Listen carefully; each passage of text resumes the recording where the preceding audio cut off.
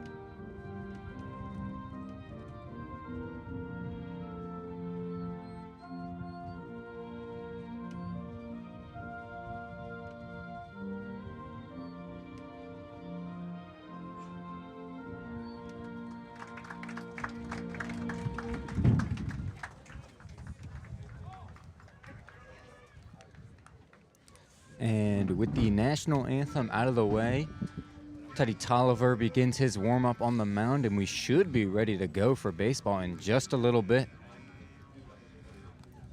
Our umpires for today, behind the plate, we've got Richard Katz. At first base, Curtis Duggar. And at second base, David Gonzalez. As always, hoping for a good game from them, of course. Yeah, you never really notice when they have a good game, but when they have a bad game, you definitely notice. So hoping that they have a good game so we won't have to talk about them much today. Oh, for sure. Yeah, I will say, with all the anti-ump sentiment, we should remember that it's a difficult job. I mean, half the time, I don't know how I would call these games. Pitches coming in there at 90 miles per hour, just off the edge of the plate, on the, border of the zone. It's tough. No matter how you call a close pitch, one of the teams is going to be upset with you regardless of what happens. So there's really no way you can win. Yeah. And as a team, with those close pitches, best thing you can do is just, if it doesn't go your way, move on and get the next pitch in there. If it does, be happy, be grateful, take it, and, continue playing as well as you can.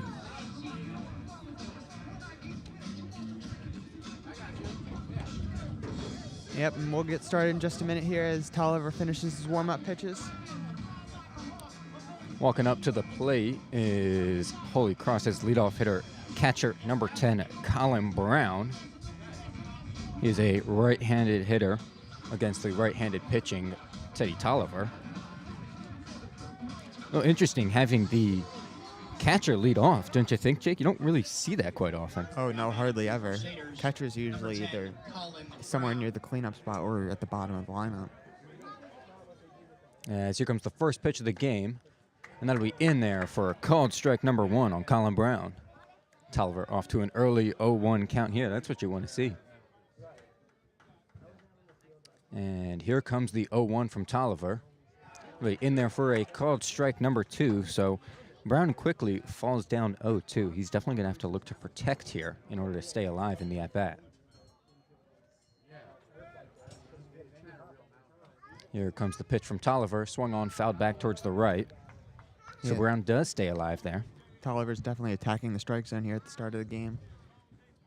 Not looking to waste any pitches. It's definitely what a pitcher like him wants to do. He wants to get ahead in the count, generate some weak contact, as here comes the 0-2 pitch again, and that's fouled off towards the right. Brown's doing a good job to stay alive at this at-bat. I think Tolliver's key to the game today is going to be getting ahead in that count, forcing bad swings on bad pitches, generating that weak contact, and letting his defense do the job for him. As here comes the pitch from Tolliver, fouled back towards the right again. So 3 straight foul balls for Colin Brown. We still have an 0-2 count here, despite 5 pitches being thrown. Yeah, I mean, Brown is definitely making Tolliver work for this. As here comes another pitch. That'll be up high for ball number 1. So finally, Brown forces a mistake out of Tolliver as he's able to hold off there.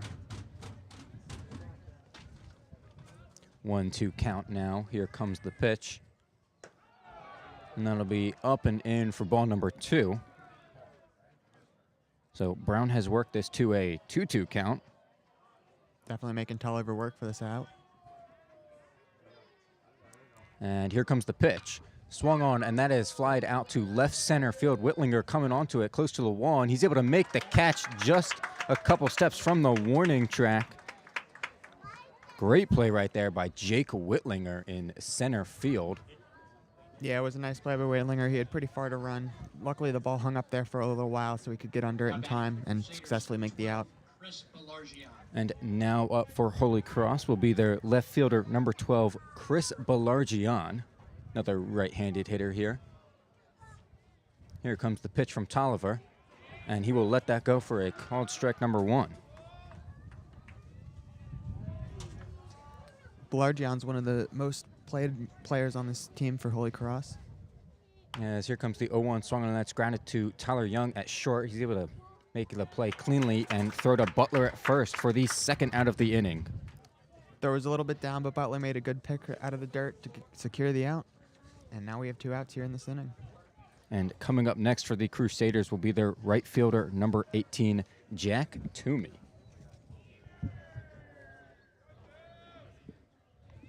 And this is just what we talked about. Teddy Tolliver's got to put balls in the strike zone and let his defense do the job, and he's been able to do that for the first 2 batters. As first pitch to Toomey is lined straight up the center, and that'll be a base hit right there for Jack Toomey on the first pitch of his at-bat. Yeah, he was just able to sneak the ball past the diving Rogers at second base, and it will trickle into the outfield for the first hit of the day for the Holy Cross Crusaders. So now they've got a man on first, 2 outs, looking to spark a rally here as second baseman number 9, Alex Sandell, steps up to the plate. He's batting in the cleanup spot today.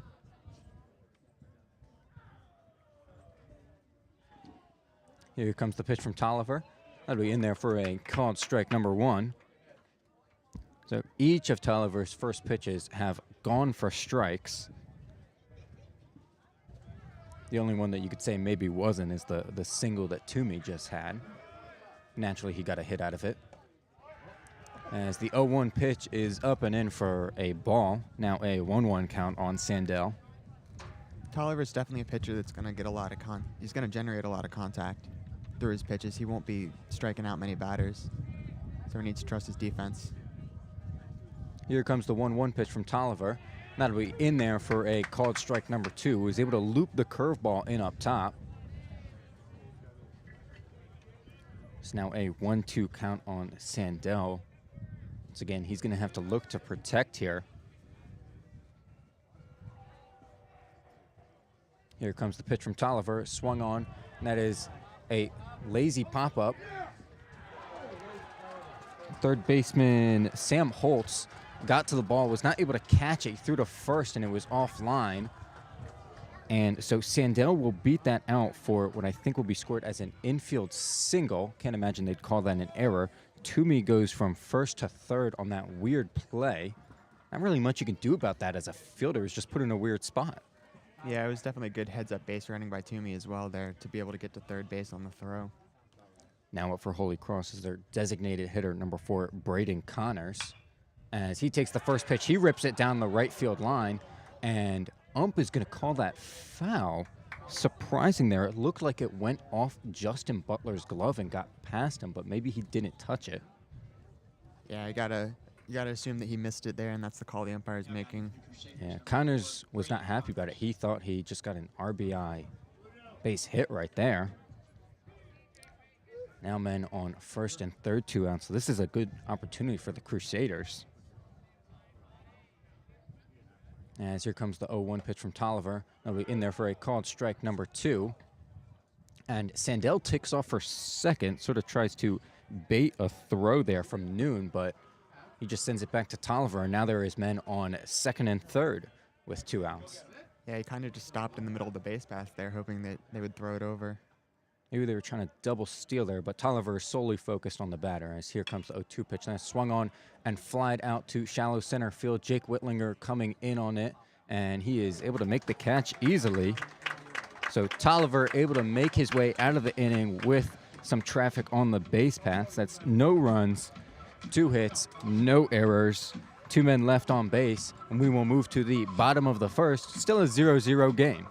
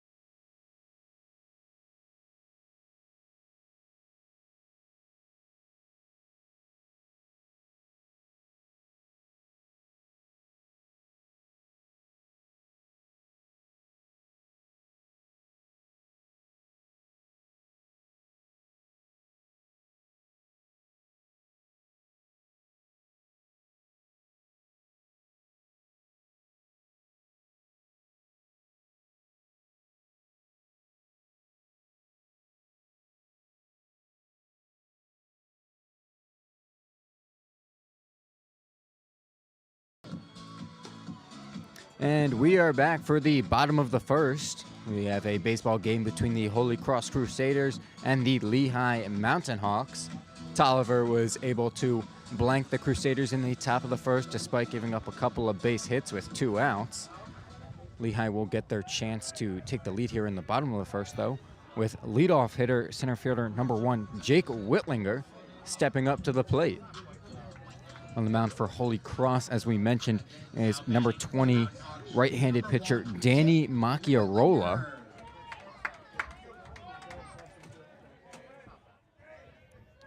Whitlinger also a righty.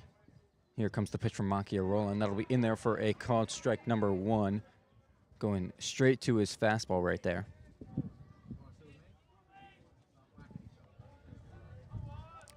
Now in 0-1 count, as here comes the pitch.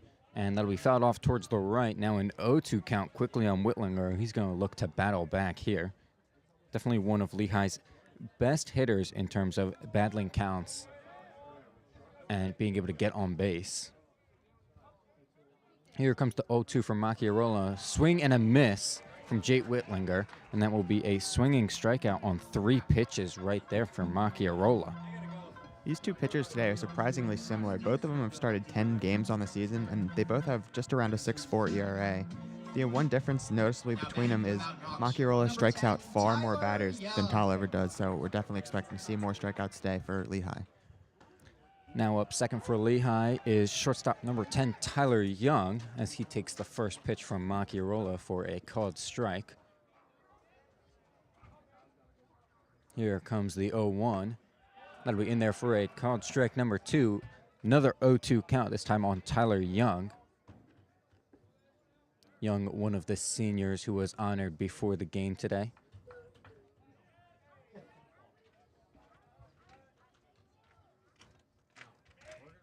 And here comes the 0-2 pitch from Macchiarola. Swung on, that's lined up to center. Second baseman Sandell able to come to his right, grab it, make the play, and throw to Casserly for the out.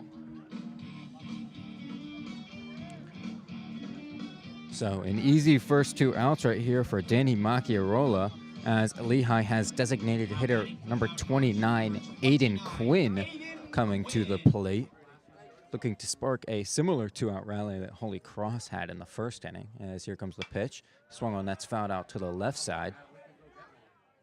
Looked like Quinn might have just been a little late on that fastball right there.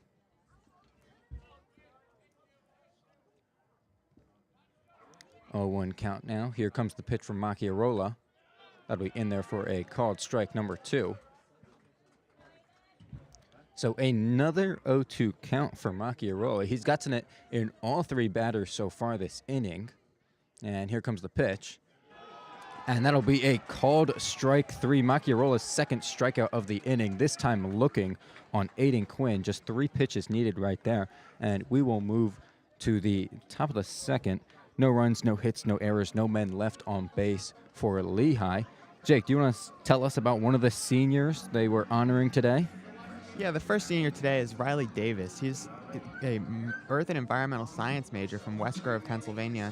This year he's played he started 8 games this season for the Mountain Hawks.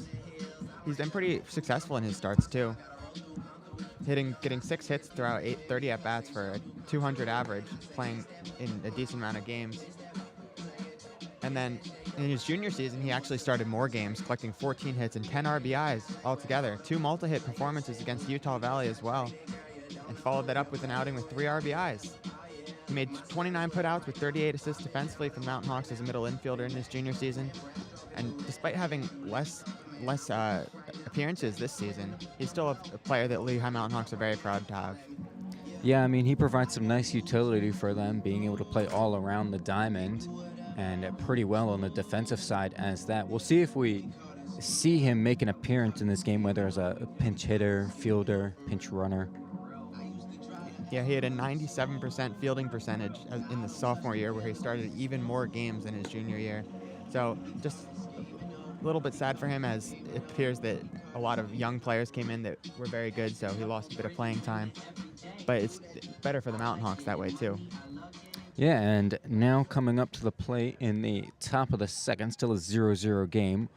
Holy Cross will lead off with first baseman number 15, Patrick Casserly.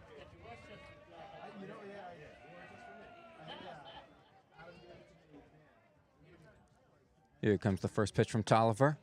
That'll be in there for a called strike number 1.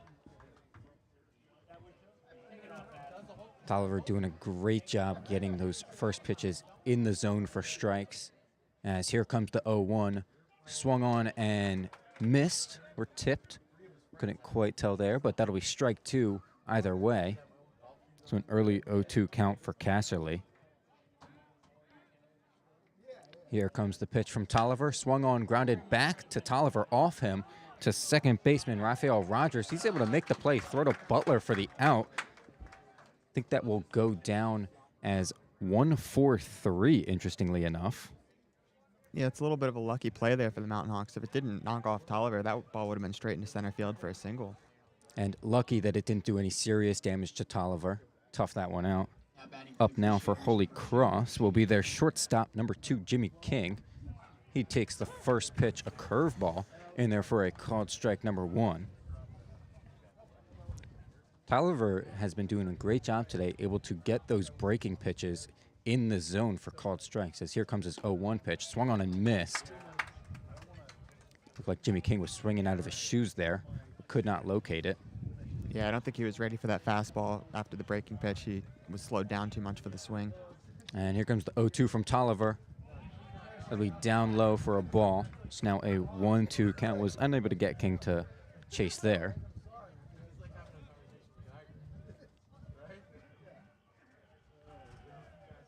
One-two count. Here comes the pitch. Swung on, foul back towards the right side. So King just trying to stay alive in the count here.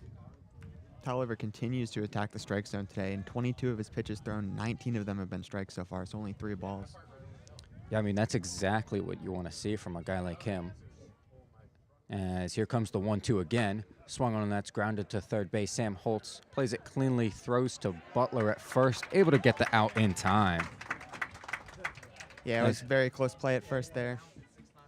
Nice play right there by Sam Holtz. Jimmy King has some speed, and it wasn't a ball hit too hard, so he had to hurry up with that throw.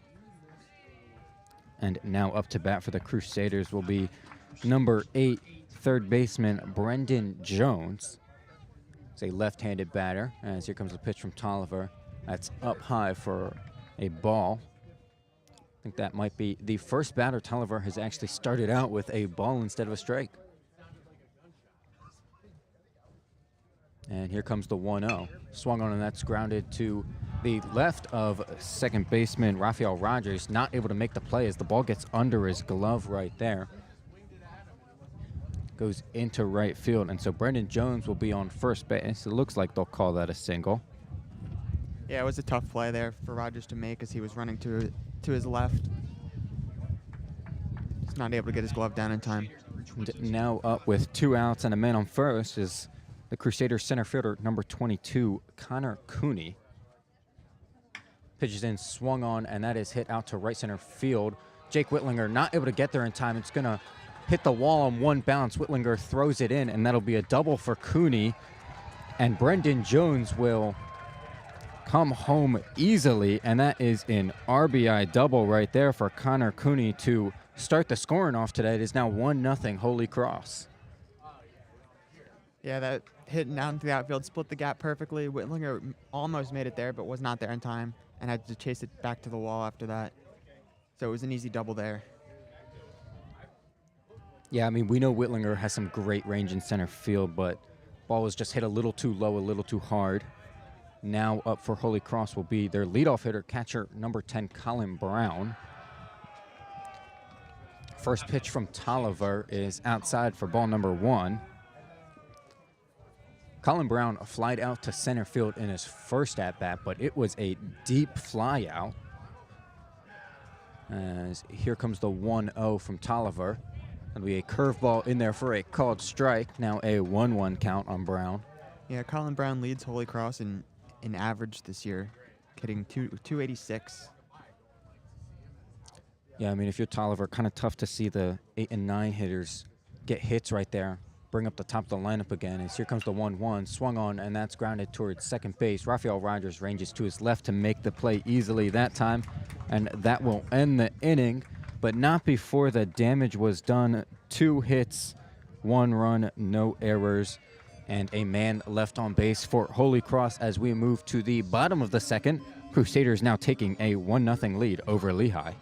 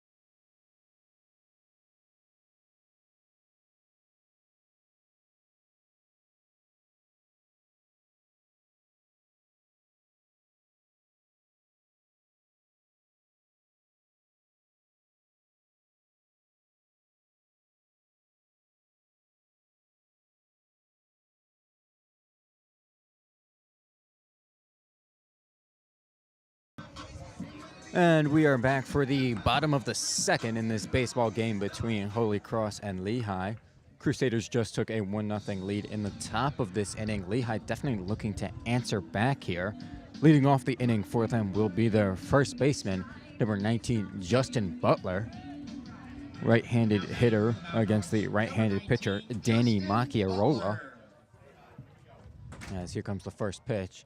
That'll be up high for a ball. So Butler able to start out with a 1-0 count right here.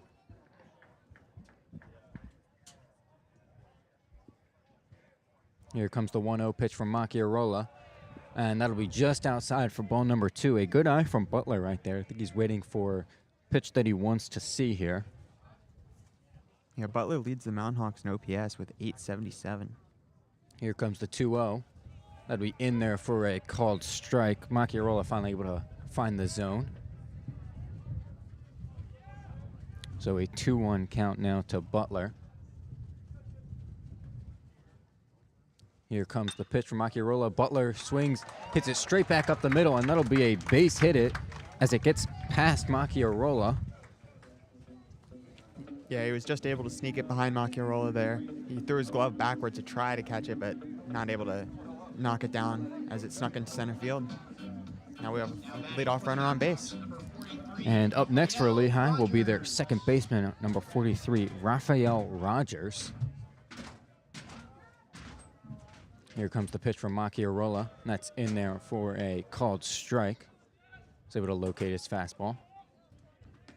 Butler's was the first hit for Lehigh so far this game, as Macchiarola had a 1-2-3 first. Here comes the 0-1 to Rogers. That is in there for a called strike number 2. So an 0-2 count. I think, Jake, I'm expecting breaking ball out of the zone right here. Going to try and get Rogers to chase, or at the very least make some weak ground ball contact. Comes the pitch, swung on, and that's a ground ball to shortstop. King flips to Sandell. Sandell throws to first. Not able to get the runner at first, but they get the out at second on the fielder's choice. Yeah, Rogers was able to beat out the throw at first, which is definitely good to keep this inning alive. Still with only 1 out now here. Still a runner on first. Now batting, number 40, Andrew Yeah, so Noon. right there, Rogers had to protect with 2 strikes and doesn't make great contact. Up next for Lehigh is their catcher, number 40, Andrew Noon. Takes the first pitch for a strike. Now, I will say Rogers on first, a little better speed than Butler, as the 0-1 pitch is fouled back towards the right as Noon falls into an 0-2 hole now.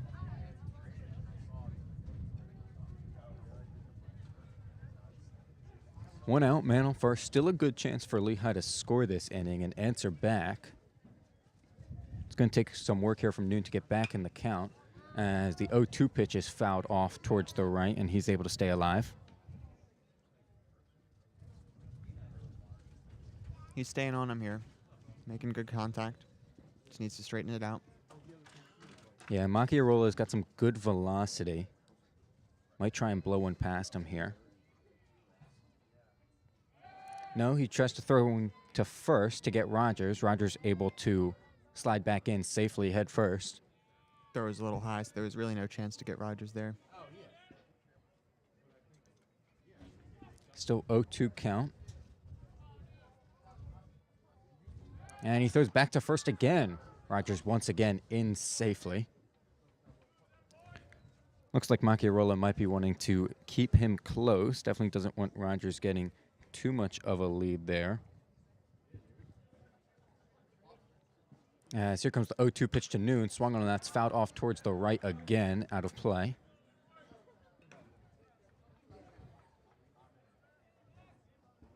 Rogers just 2 for 2 in his stolen base attempts so far this season in 25 games played. We do know he has speed, though, as here comes another 0-2 pitch, and that'll be up high for ball 1. Almost looked like a pitch out right there with how high it was. I mean, you can definitely tell that Macchiarola is aware of Rogers on first base. Not letting him get anything he doesn't want. Here comes the 1-2 pitch to Noon, and that'll be outside for ball number 2. And you know what? That's good for Lehigh. If he's able to be distracted by Rogers on first, it gives Noon a better chance to get back in this at bat as he's done now. It's 2-2. He can find a better pitch to hit as here comes the pitch. Swung on, and that is a deep fly ball out to left center field. And center fielder Cooney able to make the catch a few feet from the warning track. Rogers heading back to first. Yeah, Cooney was able to settle on dirt pretty easily there as the ball held up in the air enough for him. Didn't have to run too far for it either. Yeah, it looked like Noon just barely got under it. As coming up now for the Mountain Hawks will be their left fielder number 2, Dom Patrizzi, with 2 outs and a man on first.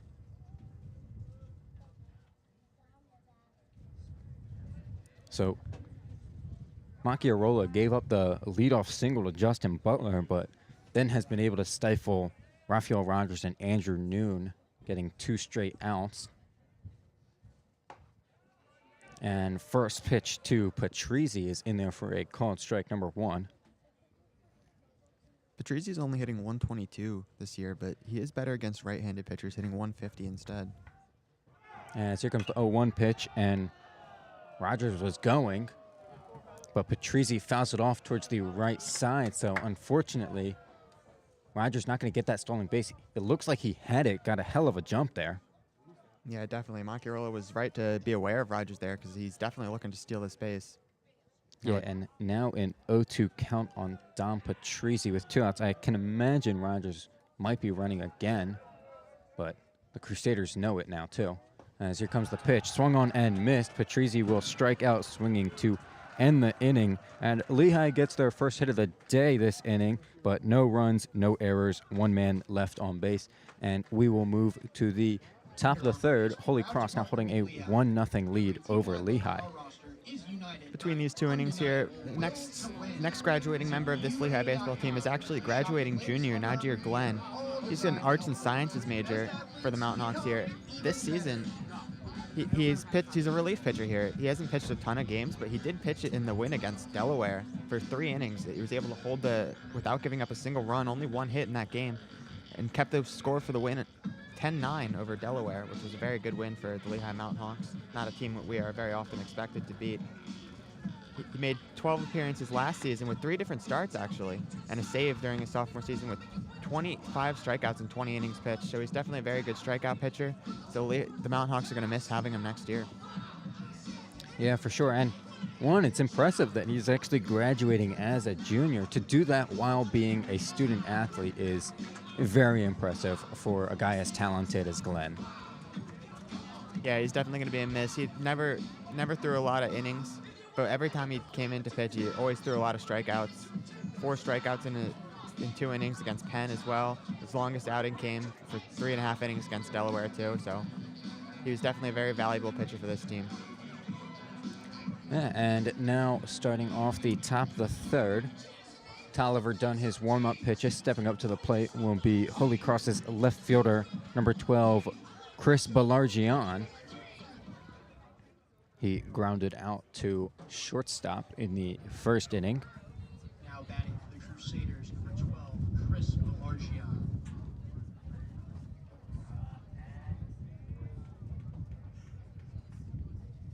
And here comes the first pitch from Tolliver. Check swing, and they're going to say he tipped it. So that'll go as strike number 1 on Balargian. Here comes the 0-1 from Tolliver. And that'll be just outside for a ball.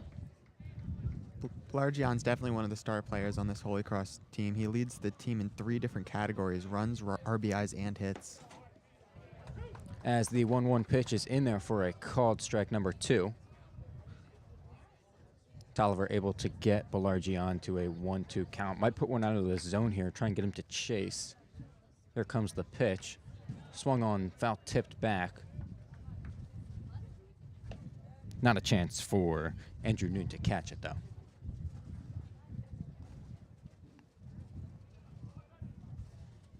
So still a 1-2 count. Balargian looking to protect. Here comes the pitch.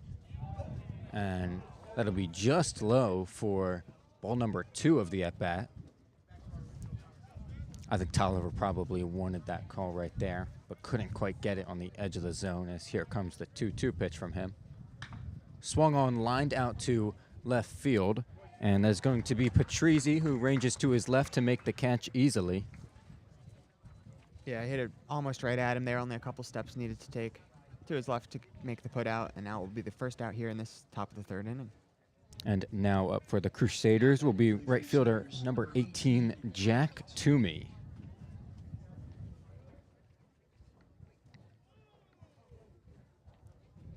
And here comes the pitch from Tolliver. Swung on, and that's line to left field, and that will be a base hit for Jack Toomey. Once again on the first pitch of his at-bat. Same thing he did back in the first inning. And Toomey is now aboard with one out. So now Alex Sandell, the second baseman, number 9, is up with one out and a man on first. He also got a hit back in the first inning. As here comes the pitch from Tolliver, and that'll be outside for ball number 1.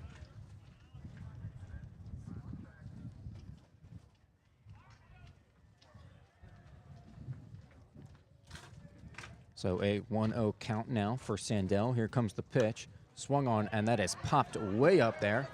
Noon going to get it. See if it stays in play, and he's not able to make the catch. Looked like the wind pulled it back towards the field.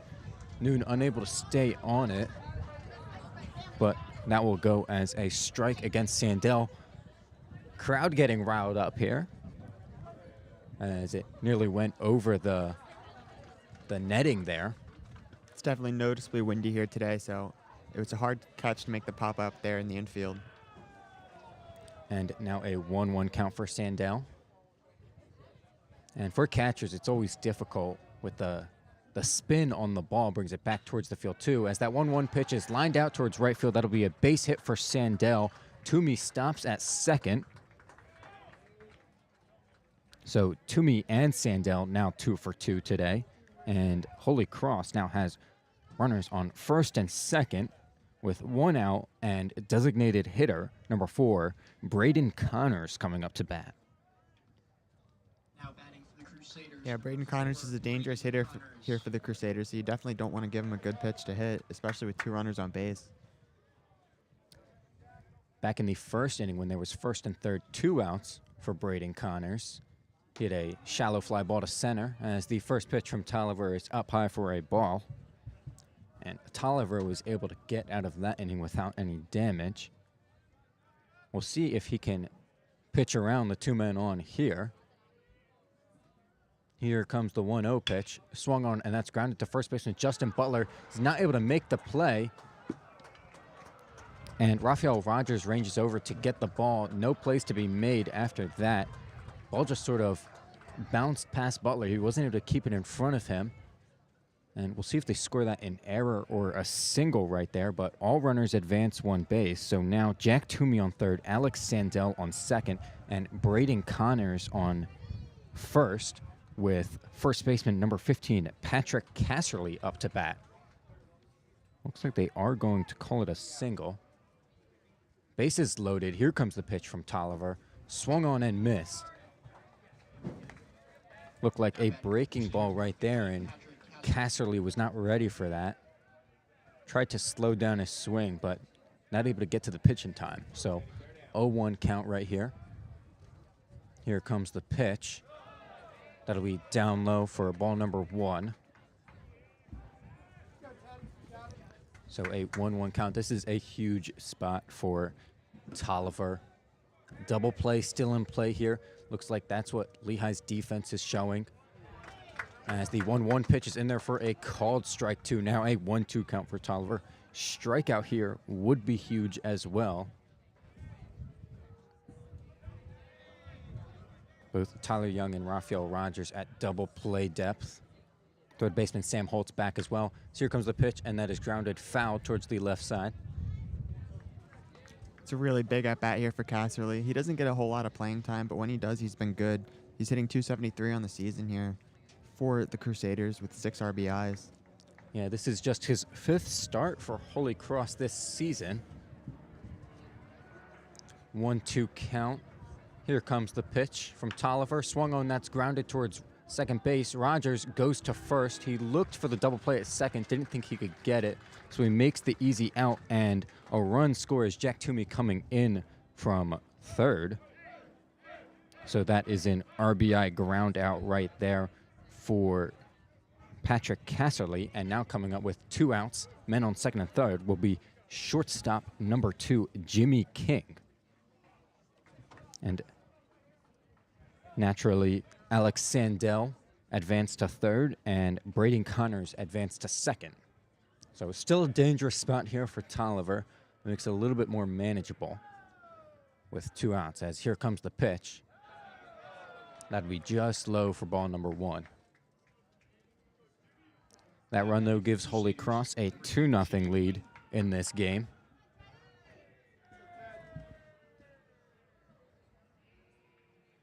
And here comes the 1-0 pitch. And that'll sneak in there for strike number 1. Tolliver able to get him with the breaking ball right there.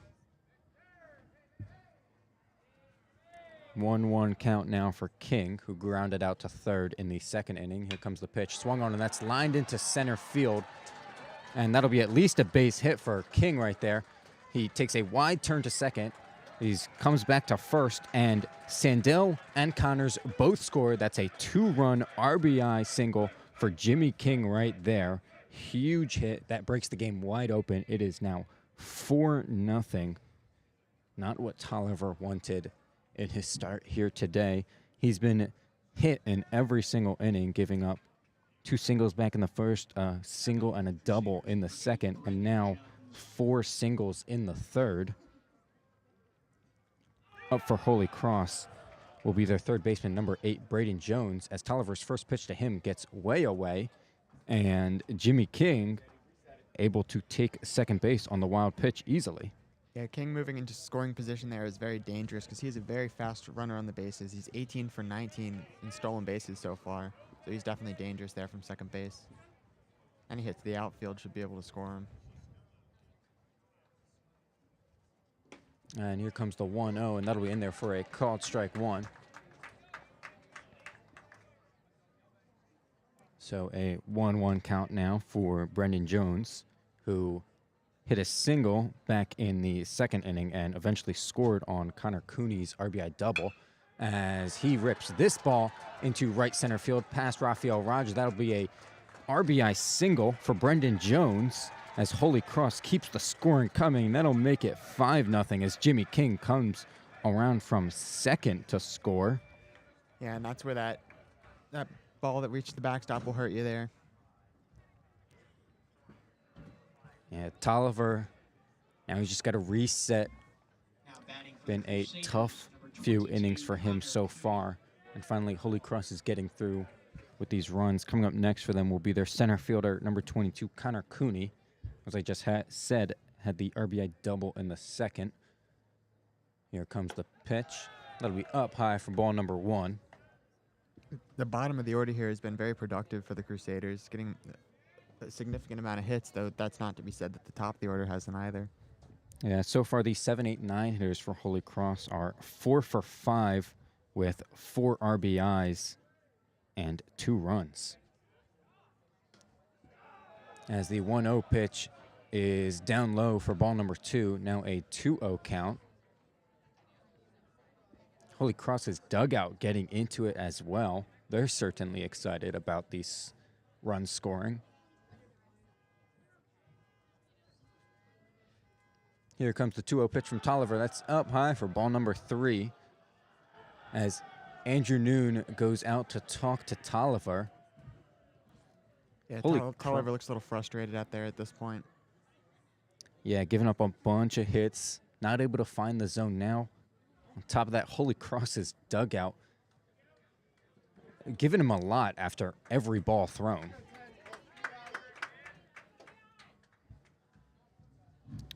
.3-0 count now for Cooney. I imagine this is a take count for him. As here comes the pitch from Tolliver. That'll be a fastball in there for a strike.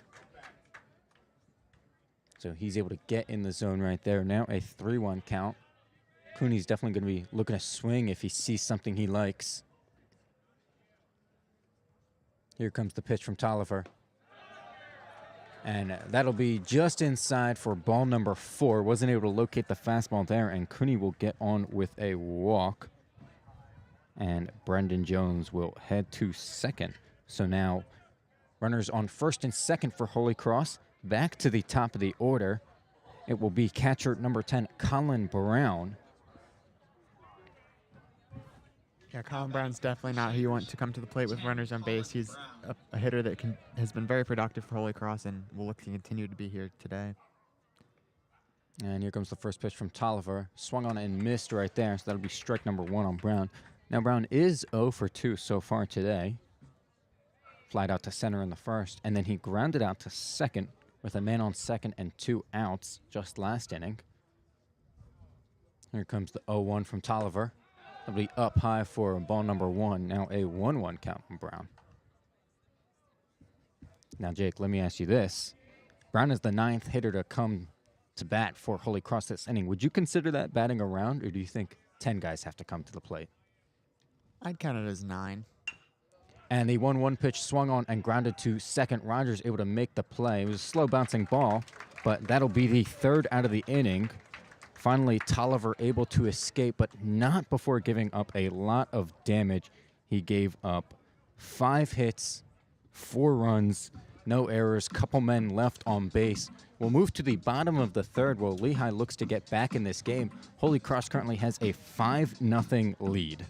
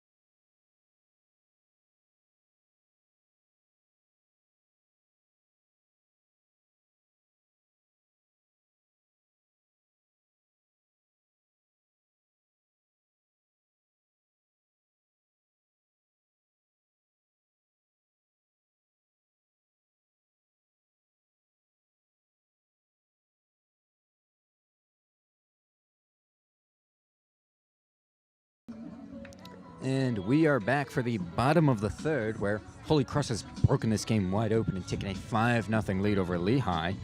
Hoping to answer back, coming up to the plate will be their 3rd baseman, number 13, Sam Holtz.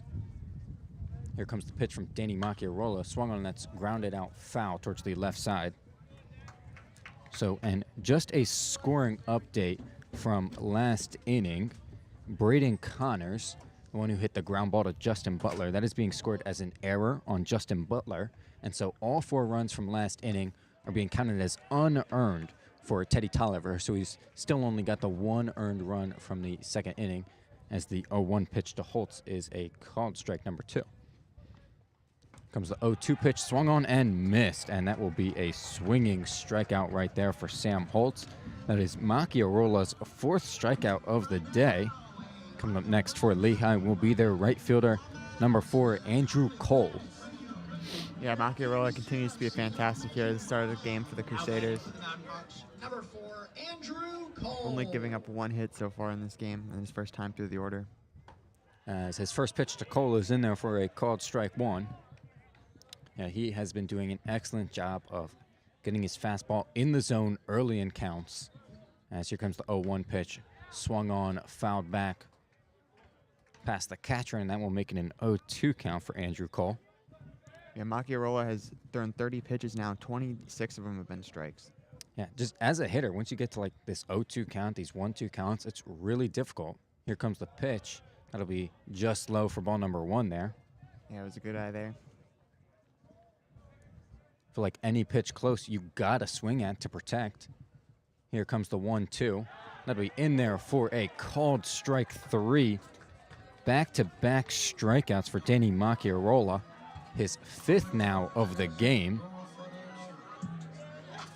And coming up next for Lehigh will be their leadoff hitter, center fielder number 1, Jake Whitlinger. He struck out swinging back in the first inning on 3 pitches. Whitlinger.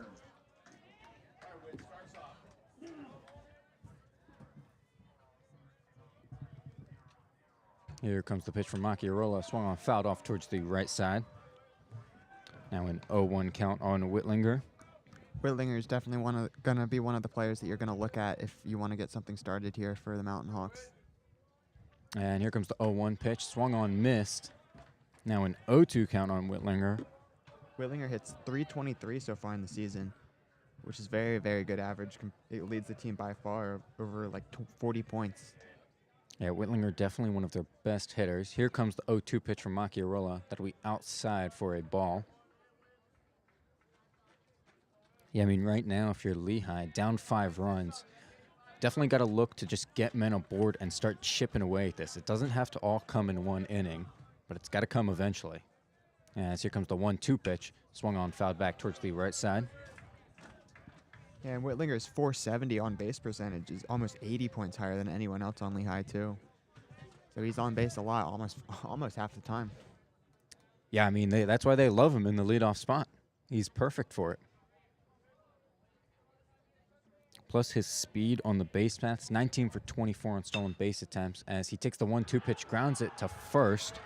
And Patrick Casserly able to make a nice diving stop right there to make the play. He'll take it to first himself, and that will end the inning 1-2-3. No hits, no runs, no errors, no men left on base. We'll move to the top of the 4th with Holy Cross still holding a 5-0 lead over Lehigh.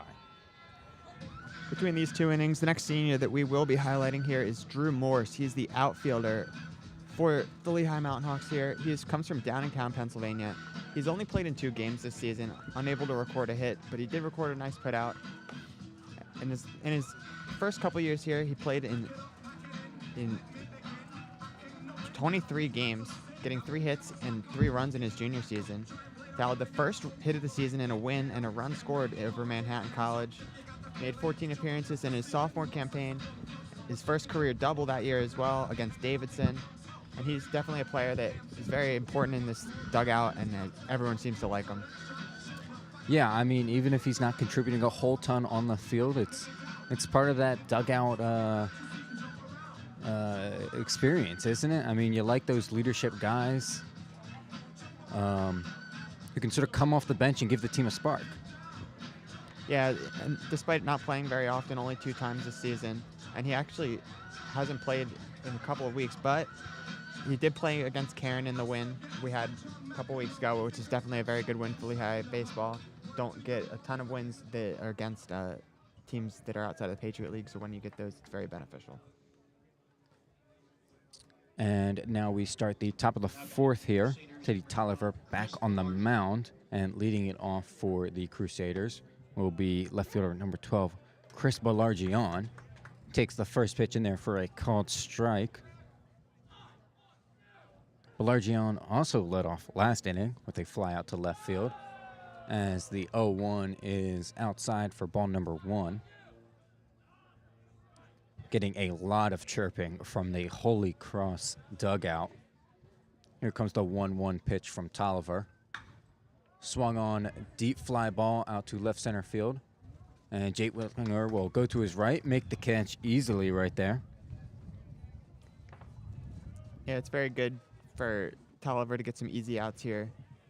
especially with how much he struggled in the last inning. Need to get his confidence back if he wants to continue to go deep into this game. Yeah, and now comes up right fielder number 18, Jack Toomey, with 1 out. He's singled in both his at-bats so far today, as first pitch is up and in to Toomey for ball number 1. Now, Jake, let me ask you this. I mean, you've been hearing the same things from the Holy Cross dugout as I have. As here comes the 1-0 pitch, and that'll be away for ball number 2. If you're Teddy Tolliver, how do you handle that on the mound, all the chirping and yelling? I mean, it's really hard to get that out of your head because you can't not hear it.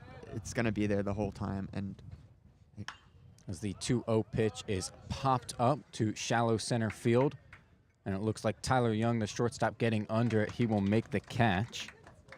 Almost a little confusion there as the shortstop and second baseman doubted who would get it. But back to the Holy Cross dugout, they've been chirping at him ever since they started scoring some runs here. And as Tolliver, you have to be very aware of that happening, but you need to be able to block that out as well. Because obviously they're trying to get in your head, and if that works, they're going to continue to score runs. But if that doesn't work, you're able to settle back in and able to keep pitching well. Very well said. Spurch, his first pitch here to second baseman Alex Sandell is in there for a called strike, able to get the top of the zone right there.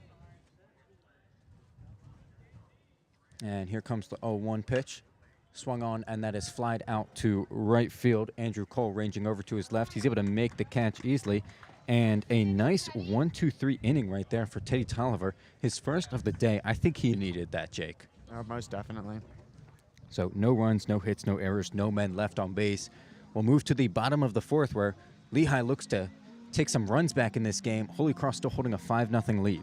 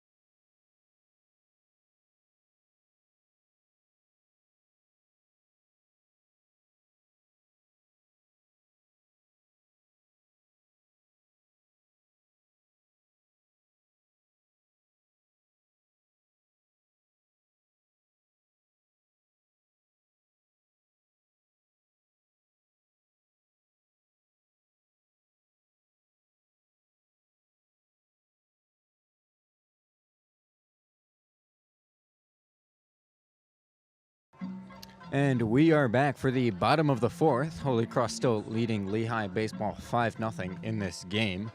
Leading off the inning for Lehigh will be their shortstop, number 10, Tyler Young. Grounded out to second back in the first inning in his first at-bat. So here comes the pitch from Macchiarola, and that is fouled back towards the right side. So an early 0-1 count to Tyler Young. Now, Jake, with all these first pitch strikes coming in from Macchiarola, do you think Lehigh will become more aggressive in their at-bats? The 0-1 pitch is down low for a ball. I mean, definitely. Macchiarola has been absolutely pounding the strike zone all night, and if that continues as we expect it to, he's only thrown 6 balls in 38 pitches here. And the 1-1 pitch is down low for ball number 2, so Tyler Young able to work it to a 2-1 count now. Yeah, you definitely expect Lehigh to be swinging a lot more in these at-bats if they keep getting strikes as he's been throwing. Here comes the 2-1 pitch, and that's in there for a called strike 2. I also think once they see and get used to his velocity a little bit more, they might be able to get their timing right and get on his pitches a little better. 2-2 count. Here comes the pitch from Macchiarola. Swung on, that's lined out to second base. And that is Sandell able to make the play on one hop and throw to Casserly at first to make the play. So a hard ground out right there for Tyler Young. And coming up next for Lehigh will be their designated hitter, number 29, the lefty, Aiden Quinn. Now batting for the Mountain Hawks, number 29, Aiden Quinn. It's got a sick walk-up song. I don't really know what it is, but I love it. Here comes the pitch from Machiarola, and that's in there for a called strike number 1. I love when you get the obscure songs for the walk-up songs for players rather than the standard popular songs, you know? Oh, absolutely. See, I love the rock songs. As the 0-1 pitch is taken and lined out to left field, that'll be a base hit for Aiden Quinn. It's Lehigh's second hit of the game, as they now get a man on with 1 out in the inning. Nice piece of hitting right there. Yeah, definitely. It's something you need to look for. Is now we have Justin Butler coming to plate too. Very dangerous hitter. Yeah, Butler got a single back in the second inning to lead off that inning. Butler doesn't have a very high average, but his slugging percentage is absurdly high, hitting 9 home runs so far this season. And he swings and misses at the first pitch from Machiarola right here. So now an 0-1 count. Yeah, he is your stereotypical cleanup hitter here. Here comes the 0-1 from Machiarola, swung on, foul back towards the right side. So now an early 0-2 hole for Butler as he looks to battle back from this. Going back to Aiden Quinn, I really like how he was able to just keep his bat in the zone, take the ball to the opposite field, and get an easy single right there. Here comes the 0-2, swung on, that's lined out to center field. Cooney coming in on it, not able to make the catch as it will bounce in front of him, and that will be back-to-back singles for your Mountain Hawks. Aiden Quinn advancing to second right there. Now coming up with men on first and second, just 1 out, will be second baseman number 43, Rafael Rogers. Yeah, that's 2 very solid pieces of hitting right there. Able to get to the plate and put the barrel on the ball. And now we have 2 runners on base here. Yeah, and because of Butler's power, it looked like Cooney was playing him pretty deep there in center, so he couldn't come in to make that catch. As here comes the pitch to Rogers. That'll be down low for ball number 1. I believe this is the first time here that Lehigh's got 2 runners on base in an inning. Yes, I believe you are correct. Here comes the 1-0 pitch to Rogers, and he'll lay off that, but it'll be called strike right there. So now we have 1-1 count for him. And just 1 out here. They definitely want to do something with this. They just got to avoid the double play. Rogers was actually able to beat it out his last at-bat in the second inning. As here comes the 1-1. Swung on, foul back towards the right side. Rogers looked a little upset. He wanted that one. Yeah, I think he was just a tad late on it. Otherwise, he had it. Saw it pretty well. Not able to pull it into fair territory. And we'll see if he can fix the timing here, but got to be aware of the breaking ball from Machiarola. He might try to put one out of the zone. As here comes the 1-2 pitch. And that'll be inside for ball number 2. Looks like he did go with the fastball, just couldn't quite locate it well enough.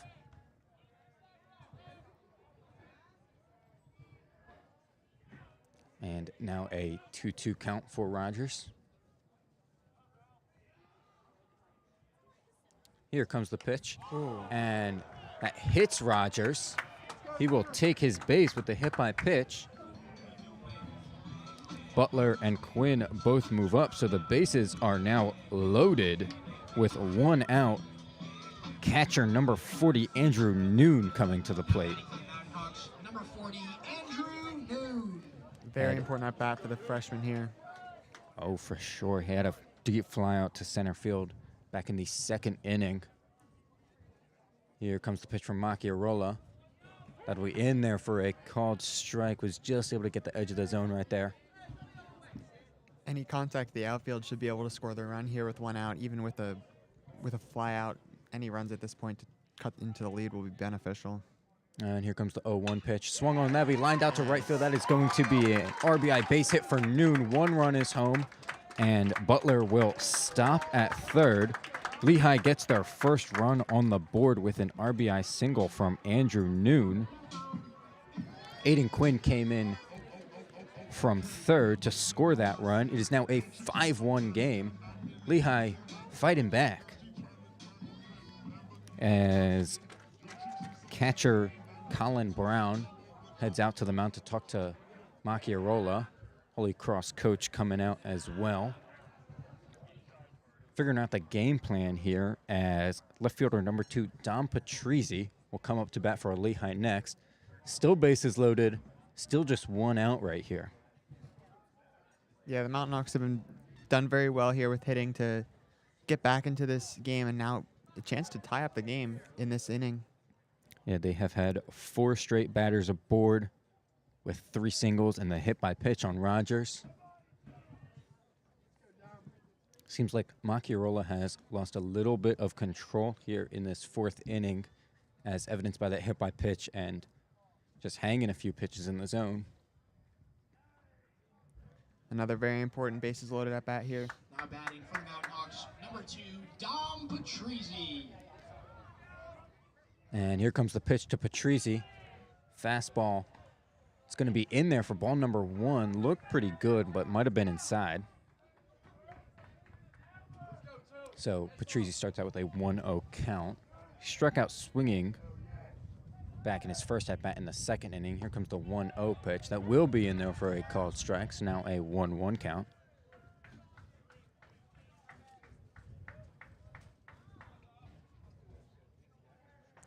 One count on Patrizzi. Here comes the pitch from Macchiarola. Swung on, fouled straight into the catcher as Colin Brown gets up, grabbing himself. Looks like that might have hurt a bit. I think it hit him in the top of the chest. He's just pacing a bit. But now a 1-2 count on Patrizzi.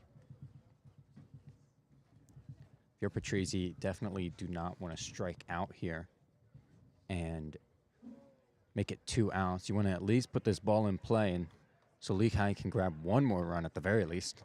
I mean, any contact should be able to score a run other than a double play, obviously. So you're really hoping for Patrizzi to put the bat in the ball. All right, Brown is all right. Here comes the 1-2 pitch. That's fouled over towards the right side. Very good string of at-bats here from the Mountain Hawk hitters. Yeah, they've been able to fight off Macchiarola's pitches with 2 strikes. Yeah, they're really making him work in this inning here. Still a 1-2 count right here for Patrizzi. Here comes the pitch from Macchiarola, fouled back towards the right side again. Patrizzi doing a great job to stay alive here.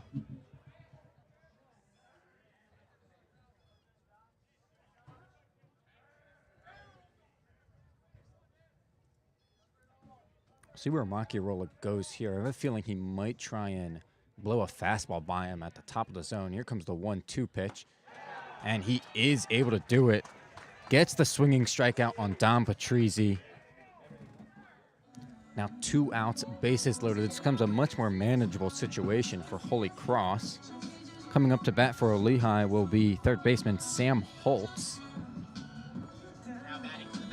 Sam Holtz has the least at-bats of all the Mountain Hawk starters so far this game, but this at-bat is definitely going to be very important. Yeah, 2 outs, bases loaded. This is huge right here. As here comes the pitch from Macchiarola. That'll be in there for a called strike. Holtz struck out swinging in his first at-bat today back in the 3rd inning. In fact, that strikeout of Dom Patrizzi was Macchiarola's 6th of the day. As here comes the 0-1, and that is fouled off towards the right side. Now an early 0-2 count for Holtz, he's going to have to battle back from. I mean, Lehigh hitters this inning have done a great job of working these 2 strike counts and being able to get these hits off of them, but they're still difficult nonetheless. Here comes the pitch from Macchiarola, and that's fouled off towards the right side again. They're definitely seeing Macchiarola pretty well, as they're able to at least barrel the ball and foul it off most of these at-bats. Yeah, I think Holtz is just going to try and pull it fair one of these pitches.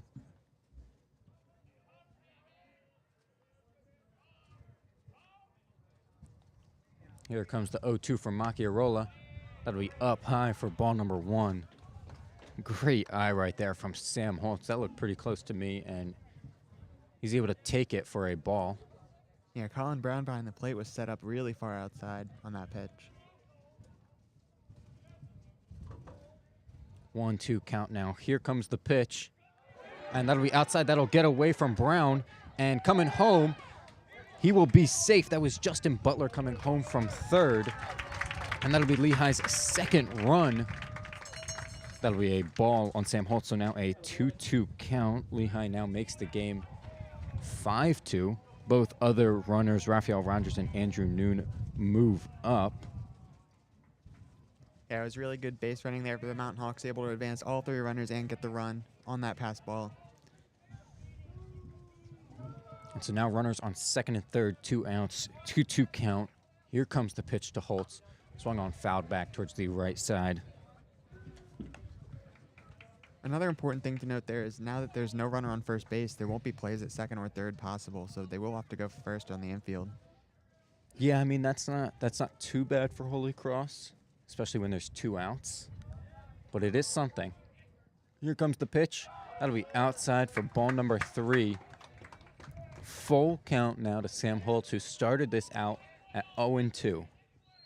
Haven't been many full counts here so far in this game. Both pitchers have been attacking the strike zone.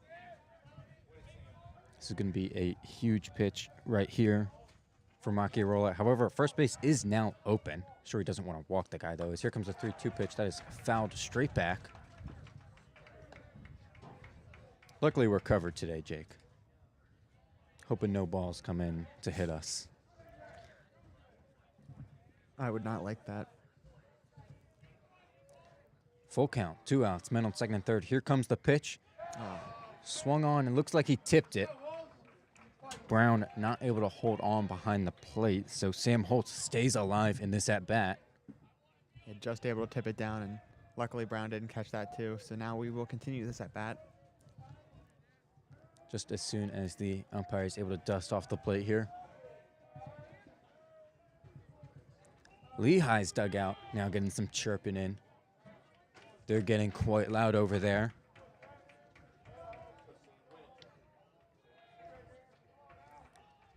Full count. Here comes the payoff pitch from Macchiarola. Swung on, that's grounded foul towards the left side. Holtz is making Macchiarola work here. Nice one-handed grab in the dugout by Whitlinger, too. Got to show off the fielding, even definitely. when you're on the bench, right? Lehigh dugout's now getting into it. Here comes the pitch once again. Swung on, fouled back to the right side. It's a really impressive at-bat here by Holtz. Who do you think has the upper hand? Does not seem like Holtz is going to let Macchiarola strike him out. He's continuing to be aggressive, and that's nothing else that you want here.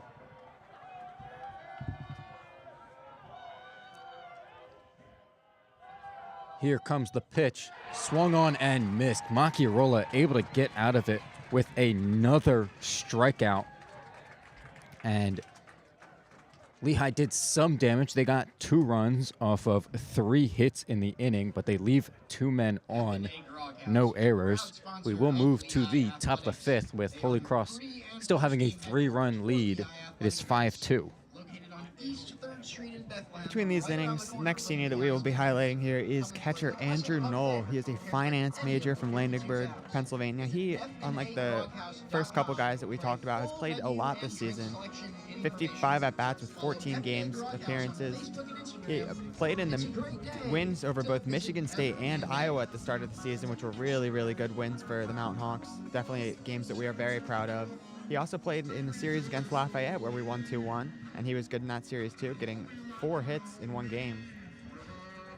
And the last couple seasons as well, he started 32 games as a junior, appearing in 34, which was highlighted with a .355 batting average as a catcher and a designated hitter. 38 hits with 8 doubles and a pair of home runs. He had 12 multi-hit performances in 2 games, where he recorded 3 hits. And then he had a season-high 3 RBIs and a win against Holy Cross. And in his sophomore season as well, he started 36 games and hit .263. And also had a very impressive rookie campaign, spending his most of the time as a DH, though, in that time. 37 games he appeared with .237. So he's definitely one of the players that Lehigh has been very proud of over their last couple of years, and he's played a lot of important games for these Mountain Hawks. Yeah, he's been wonderful as one of their catchers. in this baseball program. As coming up now for the top of the fifth, leading off for Holy Cross will be designated hitter number 4, Braden Connors. The Crusaders, number 4, Braden Connors. Tolliver back on the mound. Comes a pitch, and that is grounded to first base. Butler able to make a nice diving stop, and he'll take it to first himself. Makes the play right there for the first out of the inning. Coming up now for Holy Cross will be their first baseman, number 15, Patrick Casserly. Now batting for the Crusaders, number 15. Nice little storyline right there, as Braden Connors back in the third inning hit a ground ball to Justin Butler that he wasn't able to make the play on, and actually led to all 4 runs in that inning. As the first pitch to Casserly hits him on the back, and he will get on base with a hit by pitch right there.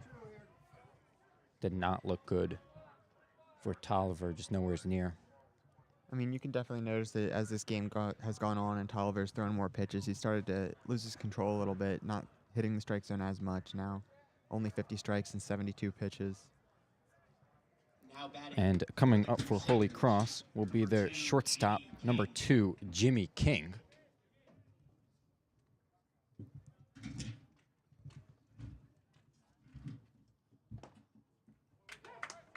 First pitch into King is a called strike right there.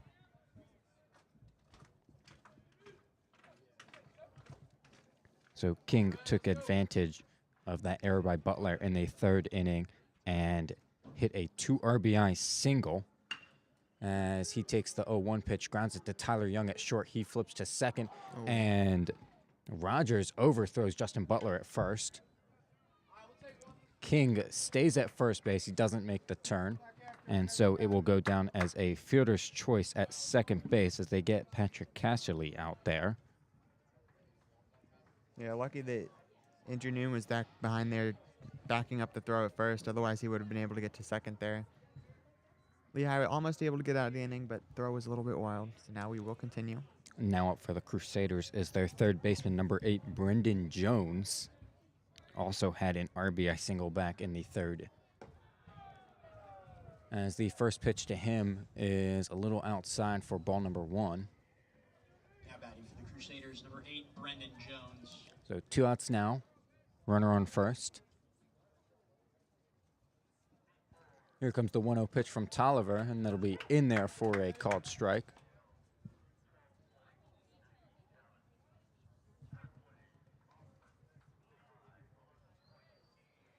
I think after that third inning, Tolliver has been much better, having the 1-2-3 inning in the fourth. Now close to getting out of this inning as the 1-1 pitch is way inside. That'll be ball number 2. Yeah, it's definitely very important that Tolliver has been able to settle back into the mound there and get some outs working here. No hits against him in the last couple innings. 2-1 count now to Jones, who's got 10 singles in both his at-bats so far today, and he fouls that one, looked like off his own foot. Now a 2-2 count to him. He came around and scored Holy Cross's first run back in the second inning after getting on base with a 2-out single. Then he had the RBI single back in the third.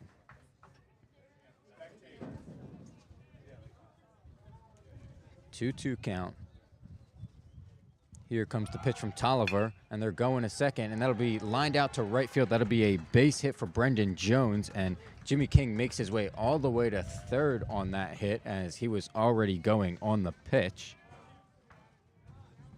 So that is Jones' third hit of the day right there, and now it is first and third, 2 outs, and coming up to bat will be center fielder number 22, Connor Cooney. And we're going to get a mound visit here. It looks like it might be a pitching change with Lehigh's coach coming out.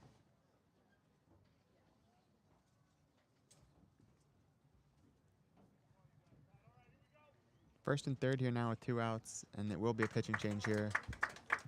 It'll take Tolliver out after 4 2/3 innings of work. Yeah, I mean, I'd say he pitched quite well outside of that third inning, which in reality, if not for that error would have been pretty clean.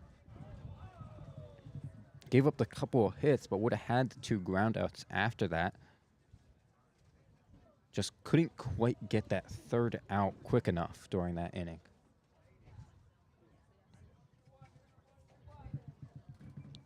And so now he will be responsible for the 2 runners on 1st and 3rd.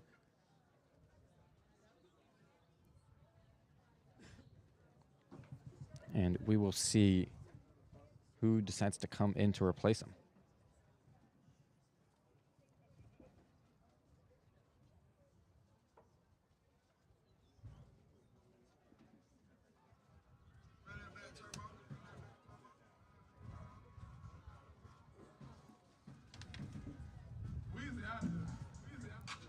And it looks like it will be number 25, Giulio Ermigati. Another right-handed pitcher for Lehigh. Number 25, Giulio Ermigati. He's thrown 34 2/3 innings so far in the season for the Mountain Hawks with a 3.89 ERA.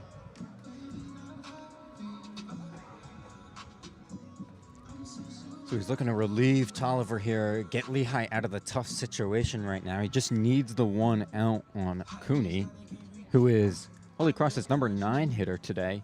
Yet he had the RBI double back in the 2nd inning and then a walk back in the 3rd as well. So 1 for 1 with that walk and RBI. Certainly no joke. Holy Cross has got quite a deep lineup. It's been quite difficult for Tolliver to get in a real groove today.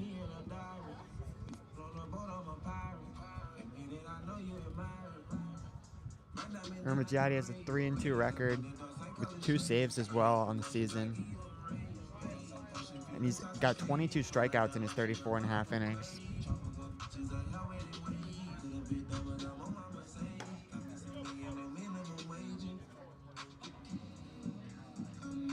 All right, and it looks like Ermigati done with his warm-up pitches here. Connor Cooney is stepping up to the plate. Now batting for the Crusaders, number 22, Connor Cooney. Another left-handed batter for Holy Cross. So not a great platoon advantage here for Ermigati as here comes his first pitch, and Cooney showed bunt, didn't go. Looks like they try to pull off the double steal, throw to second, throw back home, and they get him. What a play for Lehigh. Really good defensive play. Noon threw down to Tyler Young at second, and Brendan Jones just stopped in the middle of the base path, and Jimmy King was coming home, so Young threw it straight back home to Noon. Noon got the ball and made the tag, and they got him by a mile. Great execution right there. Lehigh gets out of the inning without surrendering any runs. 1 hit, 2 men left on base. No runs, no errors. We move to the bottom of the 5th. Still a 5-2 game as Lehigh looks to make a comeback here.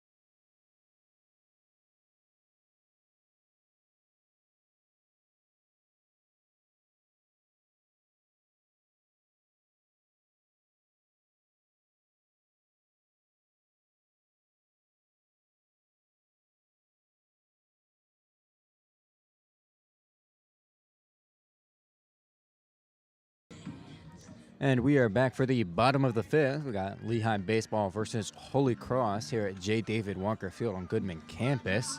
Still a 5-2 game. Lehigh able to thwart the double steal in the top of the fifth and get out of the inning with no runs. Now batting for the Mountain Hawks, Coming up for Lehigh to lead off this inning will be right fielder number 4, Andrew Cole, as he swings and misses at the first pitch from Macchiarola. Macchiarola has been quite dominant for Holy Cross today. He's got 7 strikeouts. As here comes the 0-1 pitch, and that'll be outside for a ball. Ran into some trouble last inning, but was able to shut it down with back-to-back Ks. Here comes the 1-1 pitch, and that'll be a called strike now, a 1-2 count for Cole. Yeah, last inning definitely could have been a lot more dangerous, but it was very good pitching by Macchiarola to get those 2 strikeouts to get out of the inning. And here comes the 1-2 pitch, and tried to check his swing right there, and first base ump says he went, so Andrew Cole will go down on a swinging strikeout right there. That is Macchiarola's 8th of the day. Coming up next for Lehigh, top of the order, center fielder number 1, Jake Whitlinger, who is 0 for 2 so far today with a strikeout and a ground out to first. First pitch, breaking ball in there for a called strike number 1.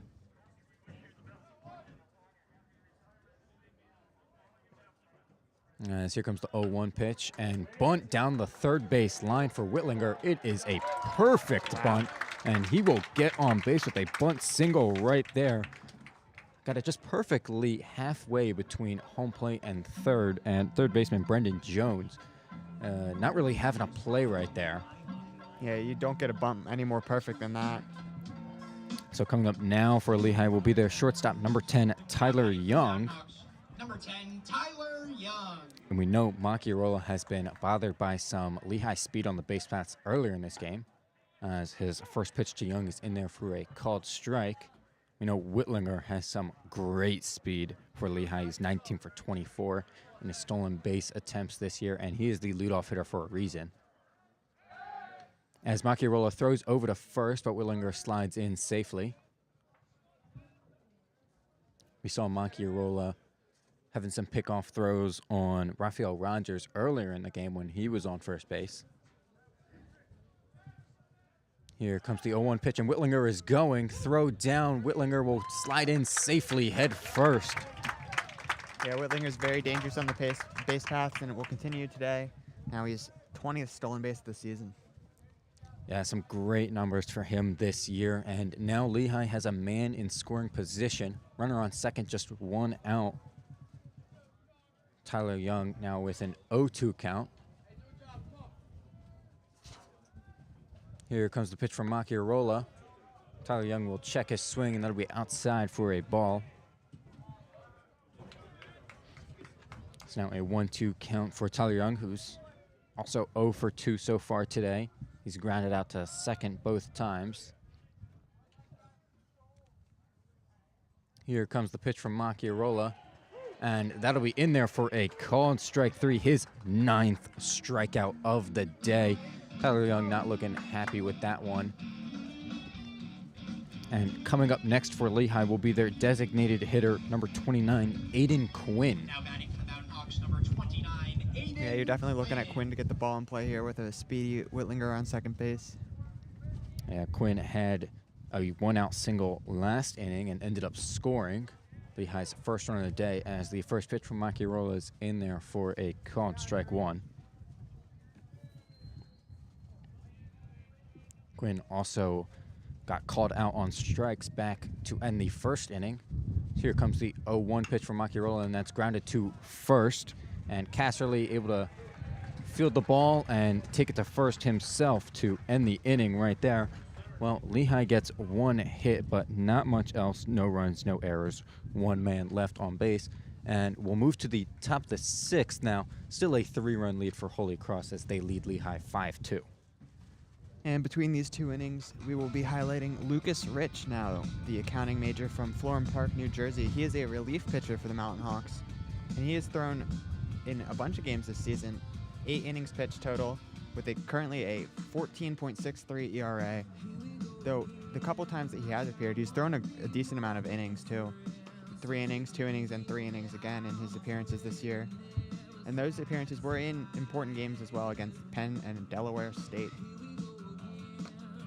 In his junior season, he appeared in 7 games, tossed 5.1 innings of work, giving up 5 hits and 5 runs. His longest outing was only 1 inning, which he reached on 4 occasions. And his sophomore season, it was 3 appearances facing 11 batters. And his first year, he was actually named the Patriot League's top newcomer ahead of the season and was also the preseason freshman of the year. So we had a lot of high hopes for him coming into his stint as a Mountain Hawks, but he didn't seem to live up to the hype. Yeah, he hasn't quite been as amazing as maybe they've hoped, but still is a solid weapon for the Mountain Hawks out of the bullpen that they can use when they want to. And now coming back up to the plate will be number 22 center fielder Connor Cooney, who last inning did not get to finish his at-bat, Crusaders number 22, Connor Cooney. as the Crusaders ended the inning on their thwarted double steal. First pitch from Ermerjadi is outside for ball number 1. Cooney once again is a left-handed batter, so he's got the platoon advantage against Ermerjadi. So here comes the 1-0 pitch. That'll be a little high for ball number 2 now.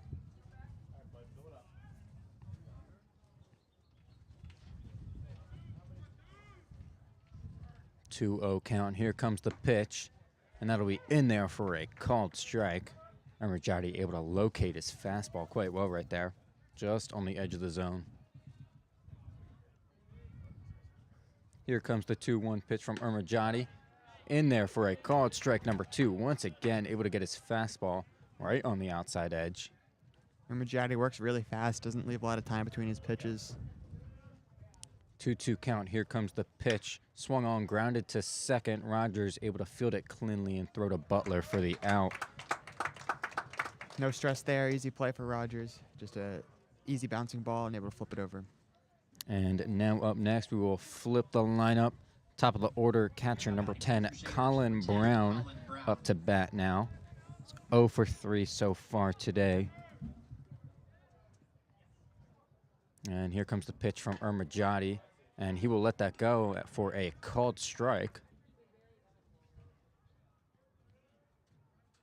Ermerjadi able to get it in the top of the zone right there, as here comes his 0-1 pitch. Swung on, fouled over towards the right side. Now an early 0-2 count for Brown.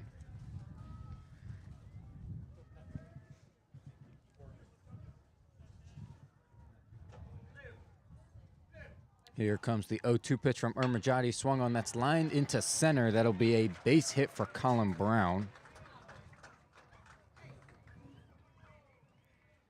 Now Colin Brown's able to turn around what was initially a rough start to the day. And coming up next for Holy Cross will be their left fielder, number 12, Chris Balargian, who is also 0 for 3 coming into this at-bat. Got a man on first, 1 out. Here comes the pitch from Ermerjadi. That'll be down low for a ball.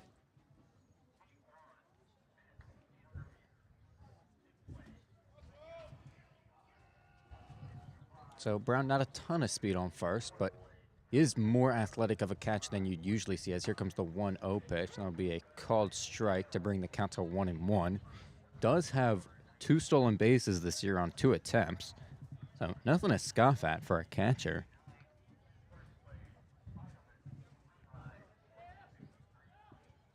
Here comes the 1-1 pitch. That'll be once again in there for a called strike. Now a 1-2 count for Ermerjadi. Think he'll turn to the breaking ball here, Jake? I mean, probably. His fastball's been working pretty well thus far.